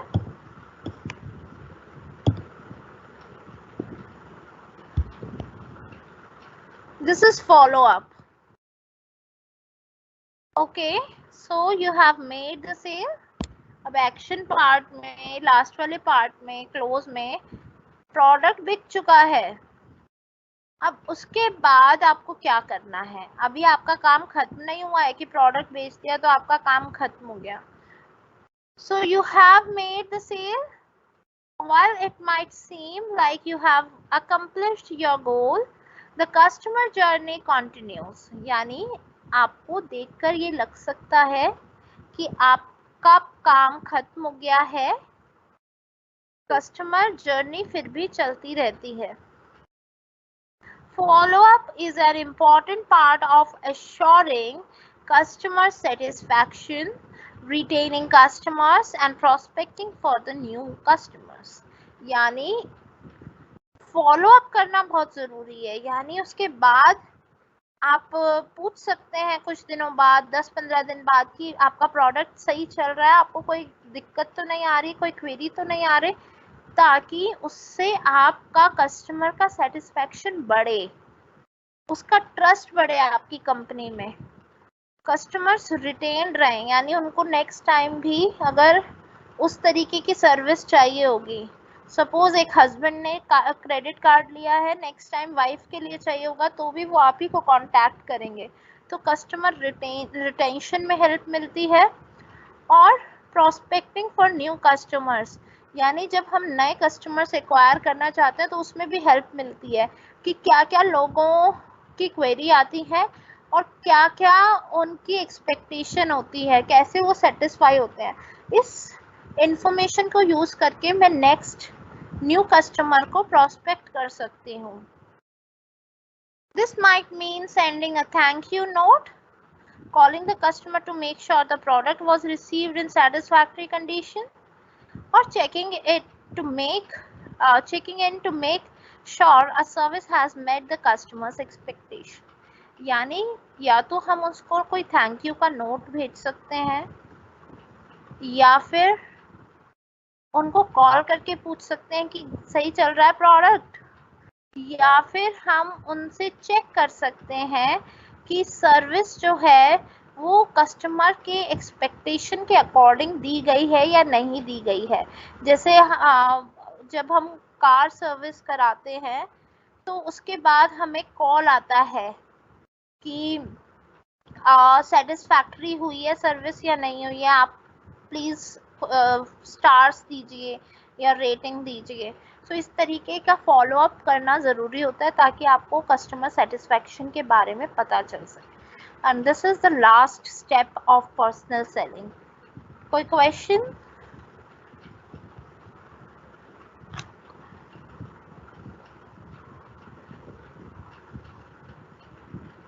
आफ्टर सेल सर्विसेज अलग होती हैं, वो होती हैं जैसे आपको इंस्टॉलेशन की सर्विस मिल गई, रिपेयर की मिल गई, या फिर सर्विसेज मिलती हैं। जब हम एसी लेते हैं तो 3-4 सर्विसेज मिलती हैं फ्री में, तो वो आफ्टर सेल सर्विसेज होती हैं।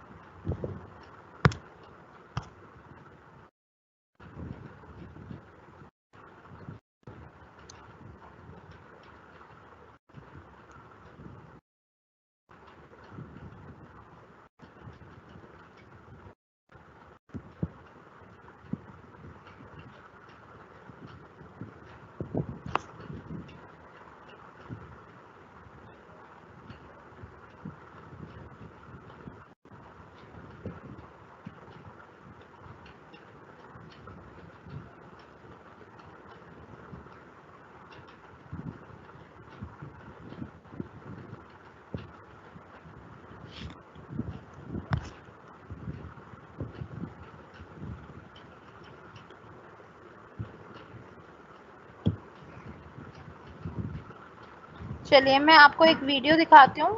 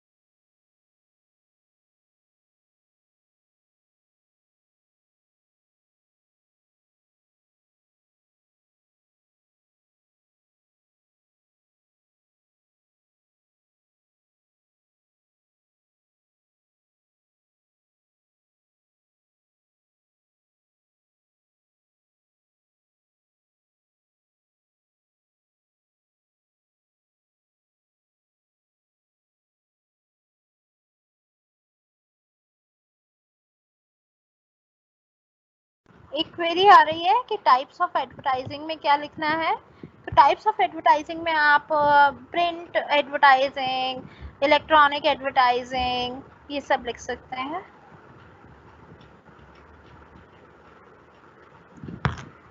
फॉलो अप का मतलब होता है कि आप इंश्योर करते हैं कि आपके प्रोडक्ट को लाइक किया जा रहा है, लोग सेटिस्फाई हैं या नहीं है। मुझे एक वीडियो दिखानी है आपको। Let me share my screen. Share करती हूँ।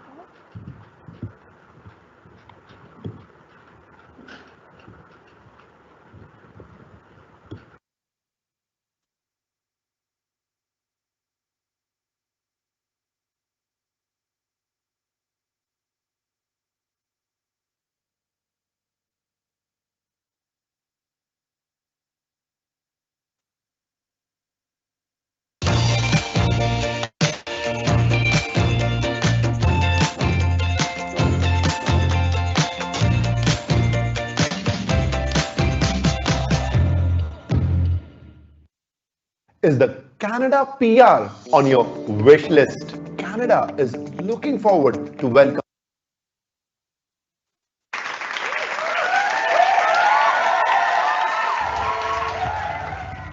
पॉकेट में रॉकेट है, पॉकेट में रॉकेट है, पॉकेट में।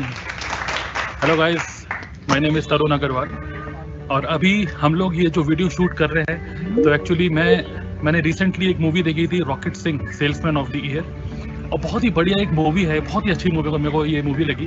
और मुझे याद है जब मैं HCL में जब मैं जॉब कर रहा था तो उस टाइम पे हमारे एक मैनेजर थे जो कि चेन्नई में थे और चेन्नई से वो नोएडा आए थे हमारे ऑफिस, और तो कुछ हमारी टीम मीटिंग थी उसके लिए।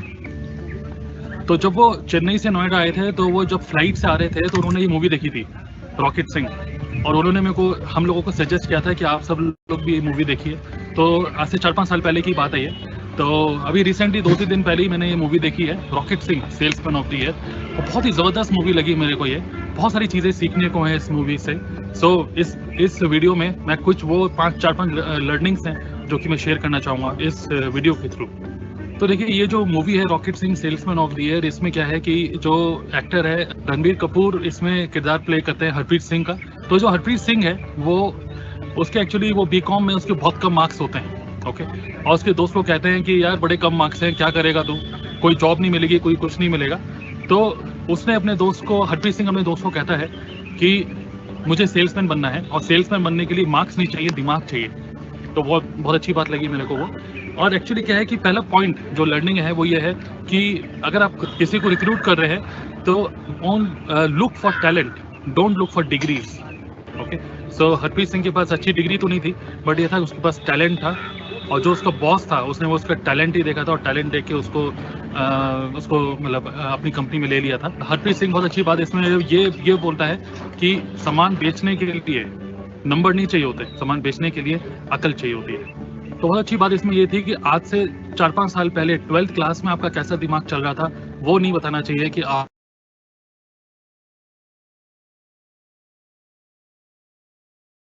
चाहिए कि नहीं।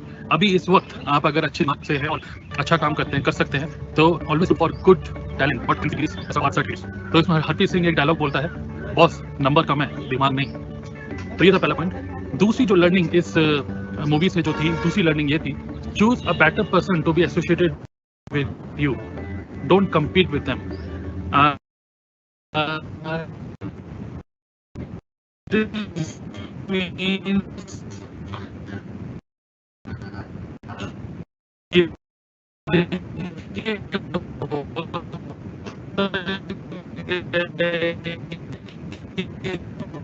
जॉब में क्या होता है कि तो वो उसका कॉम्पिटिटर नहीं था, वो उसका दोस्त था, मतलब उसने उसको एज अ कॉम्पिटिशन नहीं, एज अ फ्रेंड उसको लिया, उसको अपना एक एसोसिएट बना लिया था। तो ये बहुत अच्छी इसमें लर्निंग ये है कि always if you are looking for hiring, if you are recruiting for your business, always look for the better talent than you. Third learning ये थी कि ट्रस्ट बनाना बहुत इंपॉर्टेंट है। तो आपके जो कस्टमर्स हैं, तो कस्टमर्स को आप सामान मत बेचिए, एक कस्टमर के साथ आप ट्रस्ट बनाइए। तो building trust is very important for business. अगर आपने ट्रस्ट बनाया तो उसको नरिश करिए, और जो भी आपने कमिटमेंट दिए अपने कस्टमर्स को उसको पूरा टाइमली उसको पूरा का पूरा मीट करिए। तो building trust is very important. चौथा पॉइंट ये है कि कस्टमर को अपनी पूरी सर्विस दीजिए। लोग क्या करते हैं, बेचने के लिए अपना सामान बेच देते हैं और कस्टमर से फिर कभी फॉलो अप नहीं करते। तो कस्टमर को अपनी पूरी सर्विस दीजिए, ऐसा नहीं कि आपने सामान बेच दिया और खत्म। कस्टमर को जब पूरी सर्विस देंगे वही और लोगों को बताता है, तो आपका एक सेटिस्फाइड कस्टमर ही आपका सबसे बड़ा सेल्समैन होता है, right. So give 100% effort, give proper service. अगर आप प्रॉपर हैंड होल्डिंग करेंगे, कस्टमर को प्रॉपर सपोर्ट देंगे, कंसल्टेशन देंगे, that customer will always remain with you and he will give you more customers through word of mouth. Fifth point ये है कि risk लेने से मत डरिए, टेक रिस्क। तो एक्चुअली देखिए, लोग ड्रीम नहीं देखते हैं, रिस्क नहीं लेते हैं, बिकॉज अगर आप ड्रीम देखते हैं तो उस केस में आपको उसकी कीमत चुकानी पड़ती है, राइट। तो लोग उसी चीज़ से डरे जाते हैं और रिस्क नहीं लेते हैं। तो रिस्क लेना बहुत इंपॉर्टेंट है। आप प्रॉपर प्लानिंग के साथ, अगर आप एक प्रॉपर प्लानिंग के साथ चलते हैं तो definitely you should come out of your comfort zone and take risk. तो इसमें हरप्रीत सिंह बहुत अच्छा एक डायलॉग बोलता है कि रिस्क तो स्पाइडरमैन को भी लेना होता है, मैं तो फिर भी सेल्समैन हूँ। और एक बहुत ही अच्छा एक इसमें डायलॉग है, जब खून पसीना एक साथ कागज पे छपता है ना, टेबल बेड बन जाती है और ऑफिस घर, भूख प्यास भूल जाती है, बच्चे रुल जाते हैं, तब जाके साली कंपनी बनती है। तो बहुत ही अच्छा ये डायलॉग है। और एक और बहुत अच्छी बात है इसमें, एक अच्छा डायलॉग है, हर आदमी में दो टाइप की क्वालिटीज होती हैं। एक क्वालिटी जो उसको ऊपर ले जाती है और एक क्वालिटी जो उसको नीचे ले जाती है।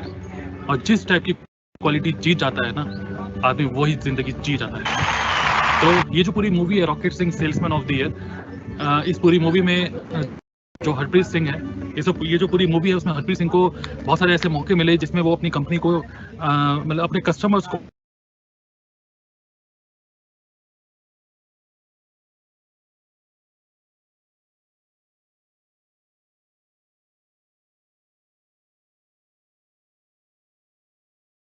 बहुत ही शानदार मूवी से rocket Singh salesman of the year और आप भी ज़रूर इस मूवी को देखिए। इवन जो मेरी जो फॉरएवर लिविंग की जो टीम में है, मैं उनको भी ये सजेस्ट करता हूँ कि we don't sell any product, actually we consult, we give proper care and proper service to our customer. Only then our customers will become our salesmen.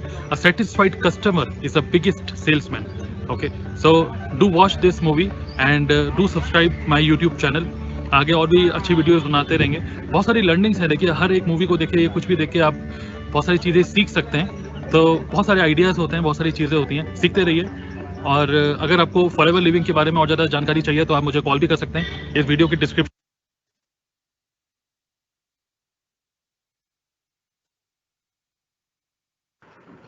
Yes guys, सो ये वीडियो दिखाने का यही पर्पस था कि how a salesman should behave. तो आपको जो मैंने क्वालिटीज़ बताई हैं, एक सेल्स पर्सन को क्या क्या करना चाहिए, कैसे पर्सनल सेलिंग की जाती है, तो अगर उसका आपको पूरा प्रैक्टिकल व्यू देखना है then you can also watch this movie. Here it has been demonstrated well. और अब हम नेक्स्ट, हाँ मैं वीडियो का लिंक आपको दे दूंगी.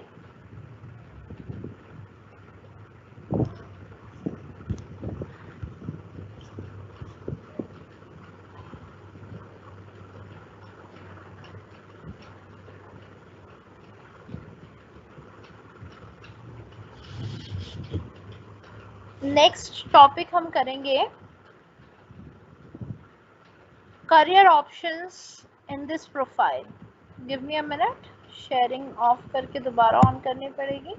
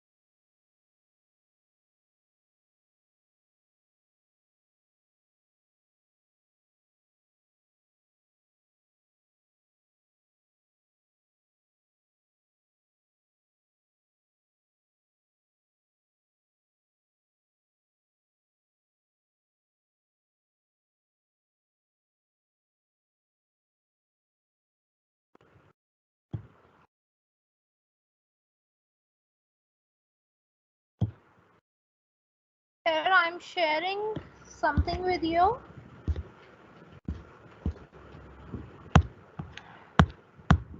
कौन कौन से ऑप्शंस अवेलेबल हैं ये देखिए. You can become the sales development rep. Representative को रेप बोलते हैं. SDRs are responsible for the first part of the sales process, researching, prospecting and qualifying leads. यानी जो फर्स्ट स्टेप मैंने आपको बताया था कि पहले ये जानना होता है कि कौन आपके प्रोडक्ट को खरीद सकता है, कौन क्वालिफाई करता है खरीदने के लिए. तो उसके लिए एक प्रोफाइल होती है सेल्स डेवलपमेंट रिप्रेजेंटेटिव की. तो ये इनका काम होता है बस क्वालिफाइंग लीड्स को लेकर आना, उनके बारे में रिसर्च करना, प्रोस्पेक्टिंग करना. ठीक है.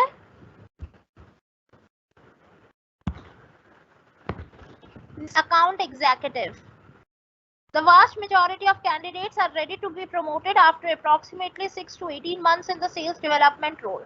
तो जब एक बार सेल्स डेवलपमेंट में रहते हैं वो, उसके बाद 6 से 18 महीने के बीच उनका प्रमोशन हो जाता है अकाउंट एग्जीक्यूटिव में. As an account executive, they have got a brand new set of responsibilities. उनकी कौन सी responsibilities होती हैं? Running demos for or giving presentations. अब उन्हें नेक्स्ट स्टेप के बारे में भी बात करनी होती है. प्रेजेंटेशंस देनी होती हैं, डेमोज देने होते हैं, आइडेंटिफाई करना होता है surfacing and addressing the potential buying obstacles, यानी कौन कौन सी मुसीबतें आ सकती हैं प्रोडक्ट को बेचने में, उनको वो प्रेडिक्ट करना होता है. Crafting personalized value propositions, getting the commitment to purchase and negotiating the actual terms.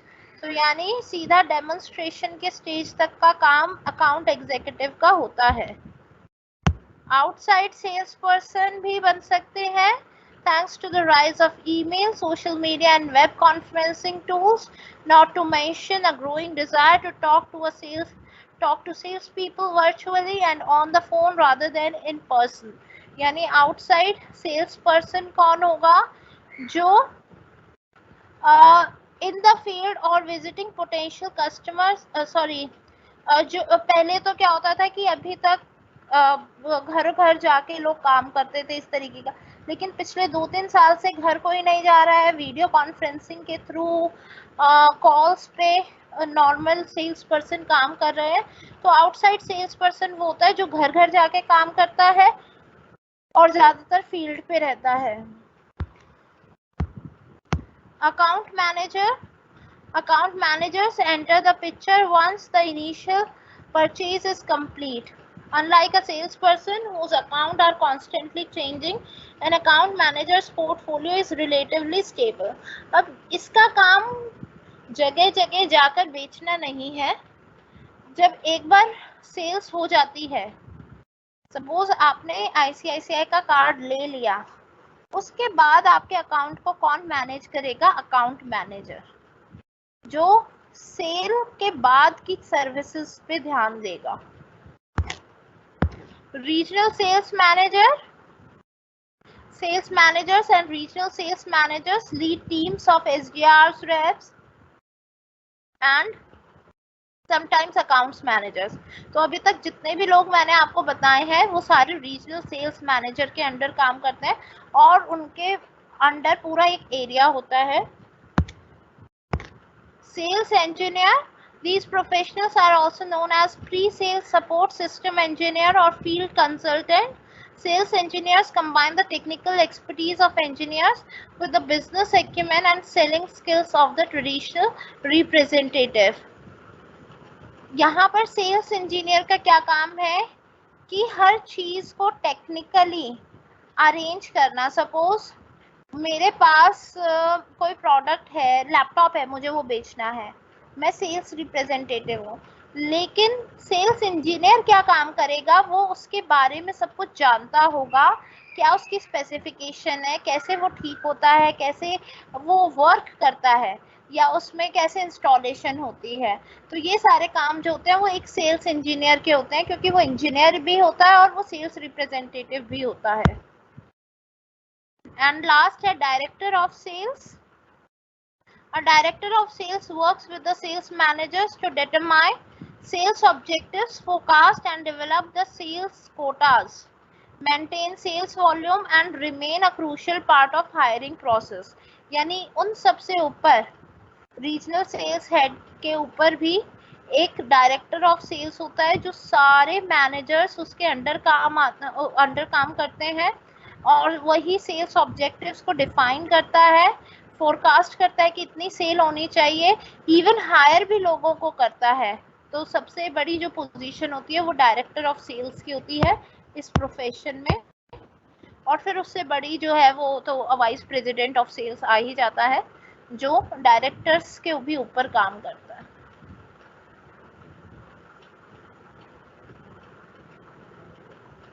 So, ये कुछ पोजीशंस हैं जो सेल्स प्रोफेशन में हो सकती है.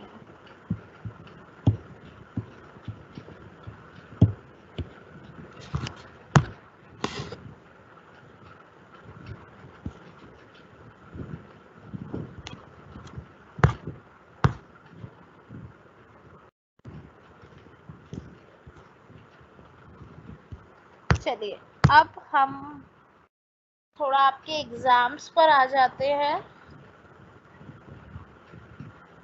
एग्जाम आपके, अगर ओबीई क्वेश्चन पेपर की बात करूं, मुझे 2 मिनट दीजिए, मैं आपके साथ स्क्रीन शेयर करके कुछ बीकॉम ऑनर्स के पेपर मिले थे मुझे, वो दिखाती हूँ।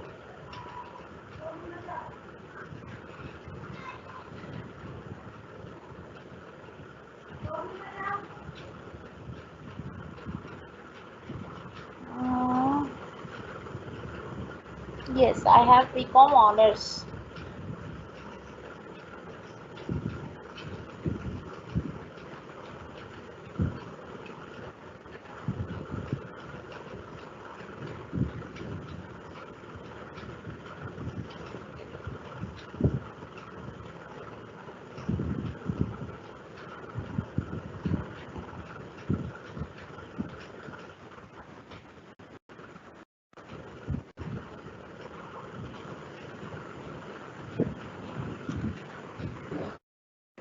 चलिए पहले जो मुझे चीज़ें शेयर करनी है वो शेयर कर लेती हूँ। एक तो आपको मुझे पीपीटी का लिंक देना है अभी।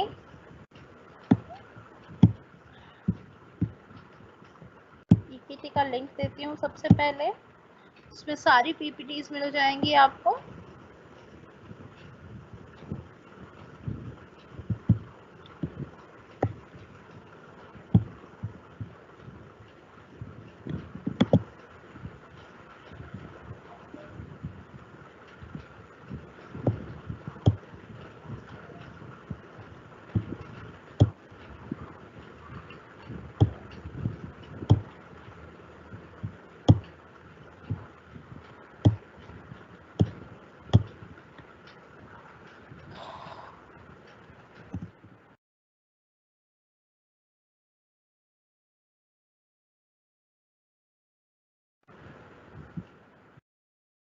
लीजिए, सबसे पहले तो आपको पीपीटीज का लिंक दिया है मैंने, फिर मैं आपको लिंक देती हूँ बुक का।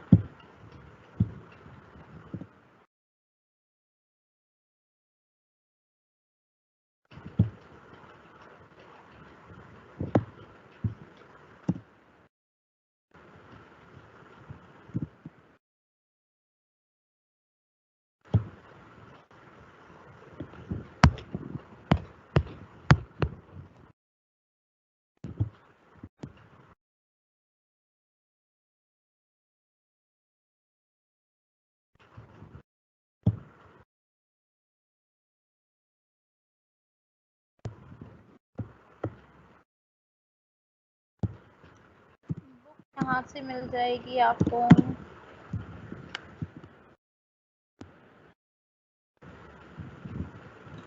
वीडियो का लिंक देना है तो मैं वीडियो का दे देती हूँ।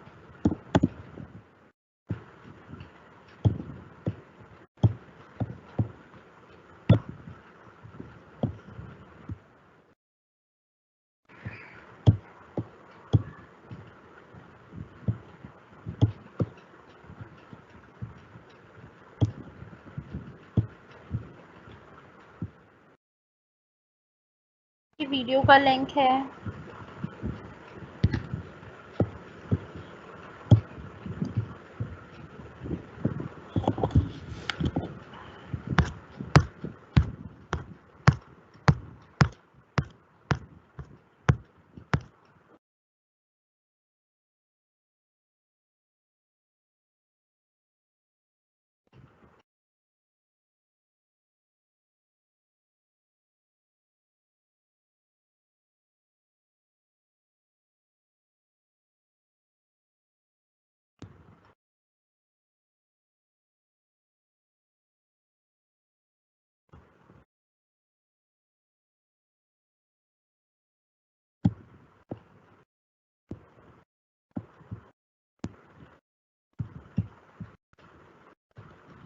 जो आर्टिकल मैंने अभी करियर वाला कराया है उसका लिंक दे देती हूँ।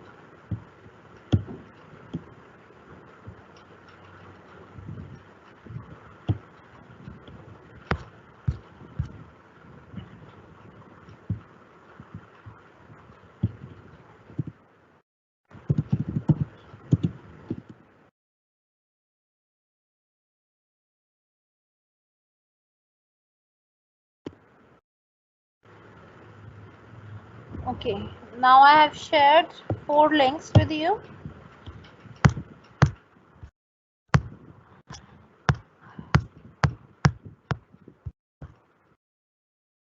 Now let me share screen so that we can discuss the questions. We can just have a look over the questions. However, these are OBE questions, तो आप थोड़ा सा easy expect कर सकते हैं क्योंकि OBE में you had Google available with you, तो वहाँ पर हम ये consider करते हैं कि application based हो OBE. लेकिन जब आपका ऑफलाइन एग्जाम होगा तो उसमें इतना ज़्यादा एप्लीकेशन बेस्ड नहीं होगा, थोड़ा रिलेटिवली इजियर होगा, थोड़े बहुत you can expect the direct questions as well. तो एक तो है ये,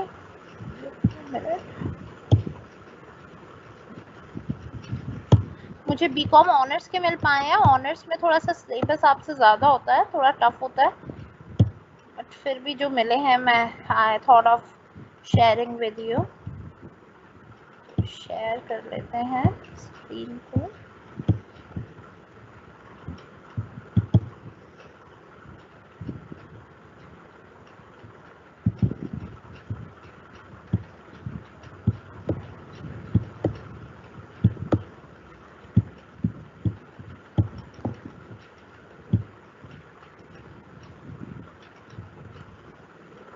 ये देखिए,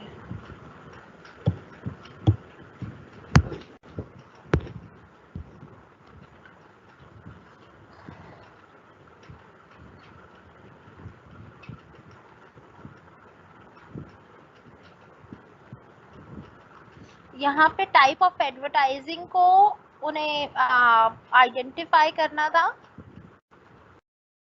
For the last 1 week you have been daily seeing an advertisement in the newspaper. ये नैरेटिव एडवर्टीजमेंट होती हैं या आर्टिकल एडवर्टीजमेंट होती है, जो आर्टिकल में ही लिख कर आती है, पता नहीं चलता कि किस प्रोडक्ट के बारे में बात हो रही है.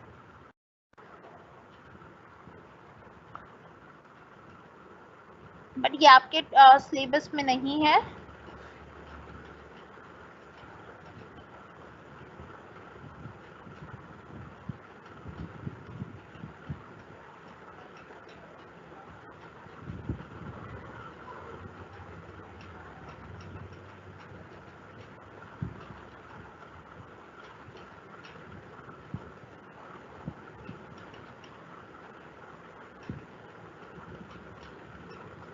थोड़ा बहुत इनके बारे में आप एक्सप्लेन कर सकते हैं. जैसे एक लिखा है एन एडवर्टीजमेंट बाय विमल पान मसाला.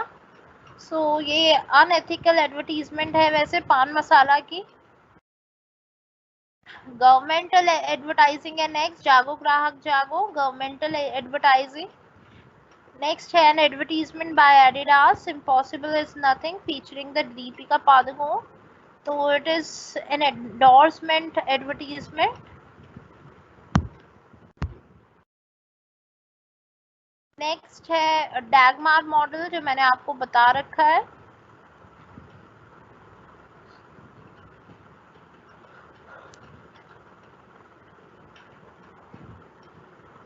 नेक्स्ट है you are asked to prepare an advertising copy. Advertising copy मैंने आपको बताई है कि उसके क्या क्या पार्ट्स होते हैं. हेडिंग, सब हेडिंग, बॉडी, क्लोजिंग. तो वो आपको सारी हेडिंग लिख के और फिर वो एडवर्टीजमेंट बनानी थी एयर प्योरीफायर के लिए, क्योंकि ये ओबी था. अब हो सकता है आपको डायरेक्ट क्वेश्चन भी आ जाए कि what is advertising copy and explain the elements of such copy, या फिर आपको थोड़ा बहुत किसी के लिए एडवर्टीजमेंट की कॉपी बनानी भी आ सकती है. Recently, advertisement by Manyavar and Fab India found themselves in the huge controversy trolling on the social media. Also mention about the legal laws. Laws आपके में है नहीं सिलेबस में. Customer protection act. नेक्स्ट है sales manager now accept that the good sales. ये मैंने आपको बता रखा है. गुड सेल्स पर्सन के क्वालिटीज लिखनी है और एडास मॉडल लिखना है. और ये प्रोस्पेक्टिंग वगैरह भी आपको मैंने अभी सारे स्टेप्स बताए हैं.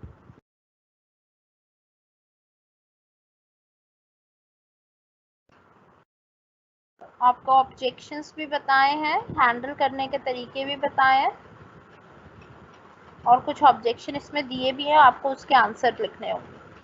इस तरीके का ये बीकॉम ऑनर्स का थोड़ा सा एडवांस है आपके क्वेश्चन आपके सिलेबस से, और ओबी ही था तो इसलिए ज़्यादा एप्लीकेशन बेस्ड था, वैसे थोड़ा सिंपल आ सकता है। सिमिलरली एक ये है,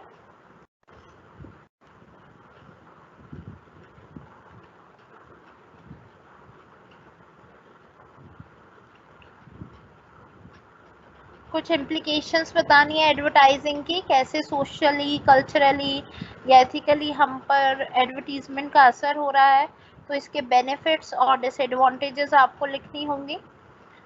नेक्स्ट है while both magazines and newspaper print media, इनके एडवांटेजेस डिसएडवांटेजेस लिखने होंगे आपको।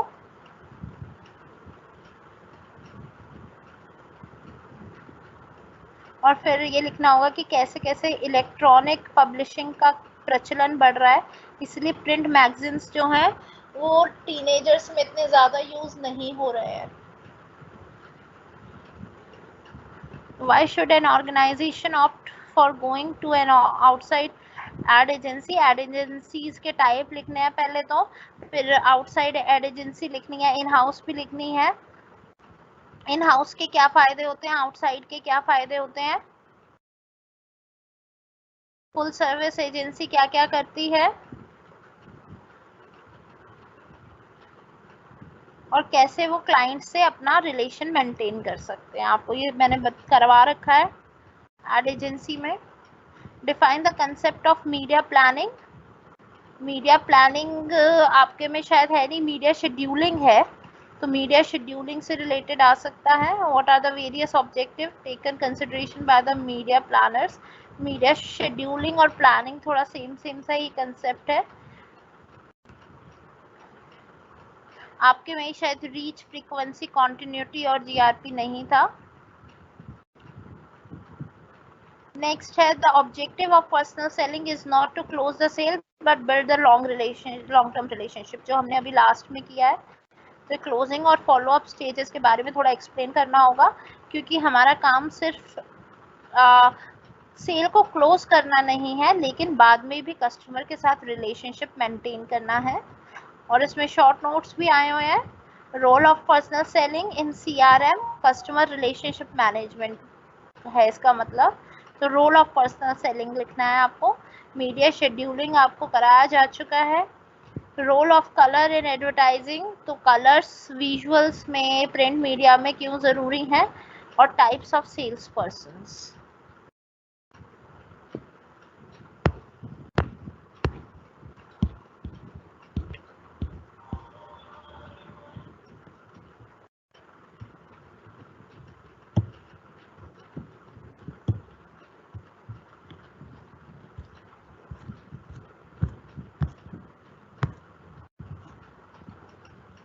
हिंदी मीडियम में भी है क्वेश्चन, अगर कहो तो मैं ये PPT वाले पे ही अपलोड कर देती हूँ। You can have an access to these question papers. चाहिए ये क्वेश्चन पेपर आपको? मैं अपलोड कर देती हूँ उसी लिंक पे, जिस पे PPT मिलेंगी ये क्वेश्चन पेपर भी मिल जाएंगे आपको।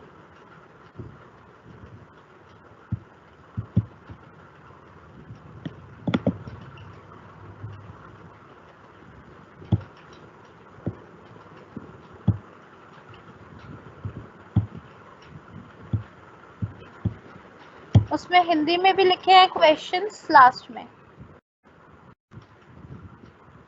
ये लीजिए, जहाँ पे आपको PPTs मिलेंगी ये दोनों क्वेश्चन पेपर भी मिल जाएंगे।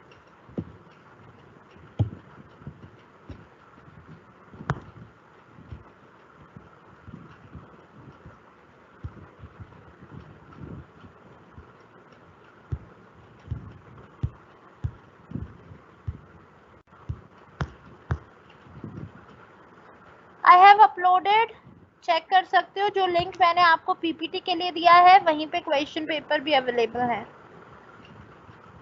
बट माइंड इट, ये जो है ये OBE के थे और BCom ऑनर्स के थे।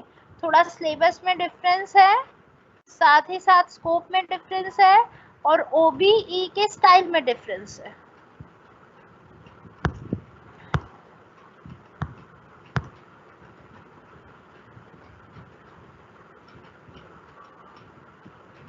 Okay, that's all for today.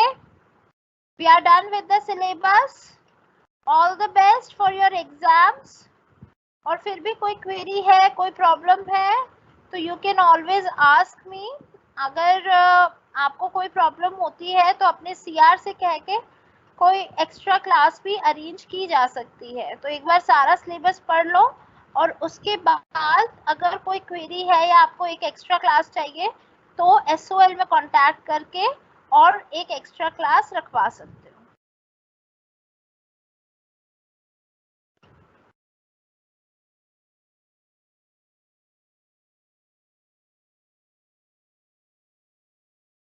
Email ID मैं आपको दे रही हूँ अपनी. किसी को कोई क्वेरी है तो उस पे मेल कर सकते हो.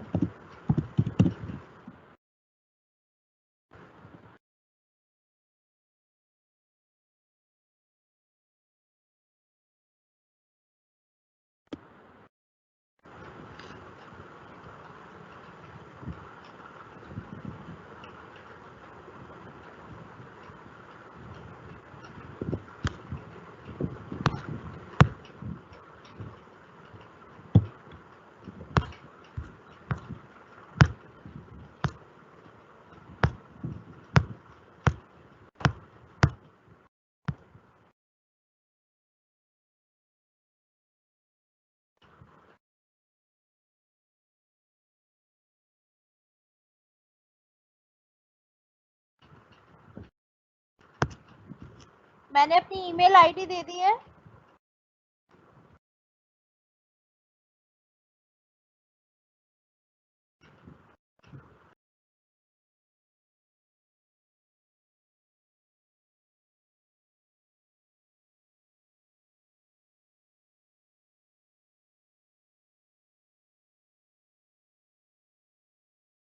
डायरेक्ट मुझे कांटेक्ट कर लेना मेरी ईमेल आईडी पर.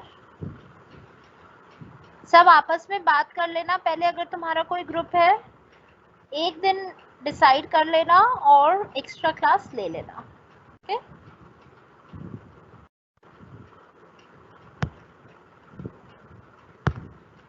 बीकॉम प्रोग्राम के क्वेश्चन पेपर एक्चुअली मेरे पास अवेलेबल नहीं थे. एक बार तुम फोटोकॉपी शॉप पर जाकर SOL में पता कर लेना.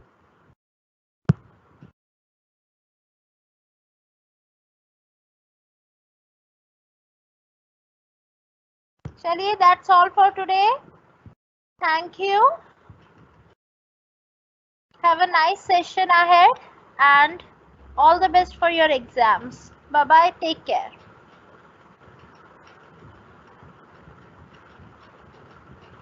See you in the next semester, hopefully.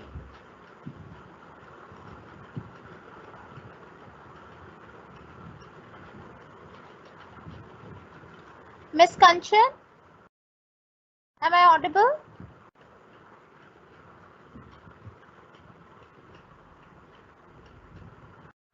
कंचन जी, सुन पा रहे हैं आप मुझे? जी मैम. हाँ जी, आप लाइव बंद कर दीजिए, मेरा सेशन एंड कर दीजिए. Okay ma'am. Okay, thank you. Thank you.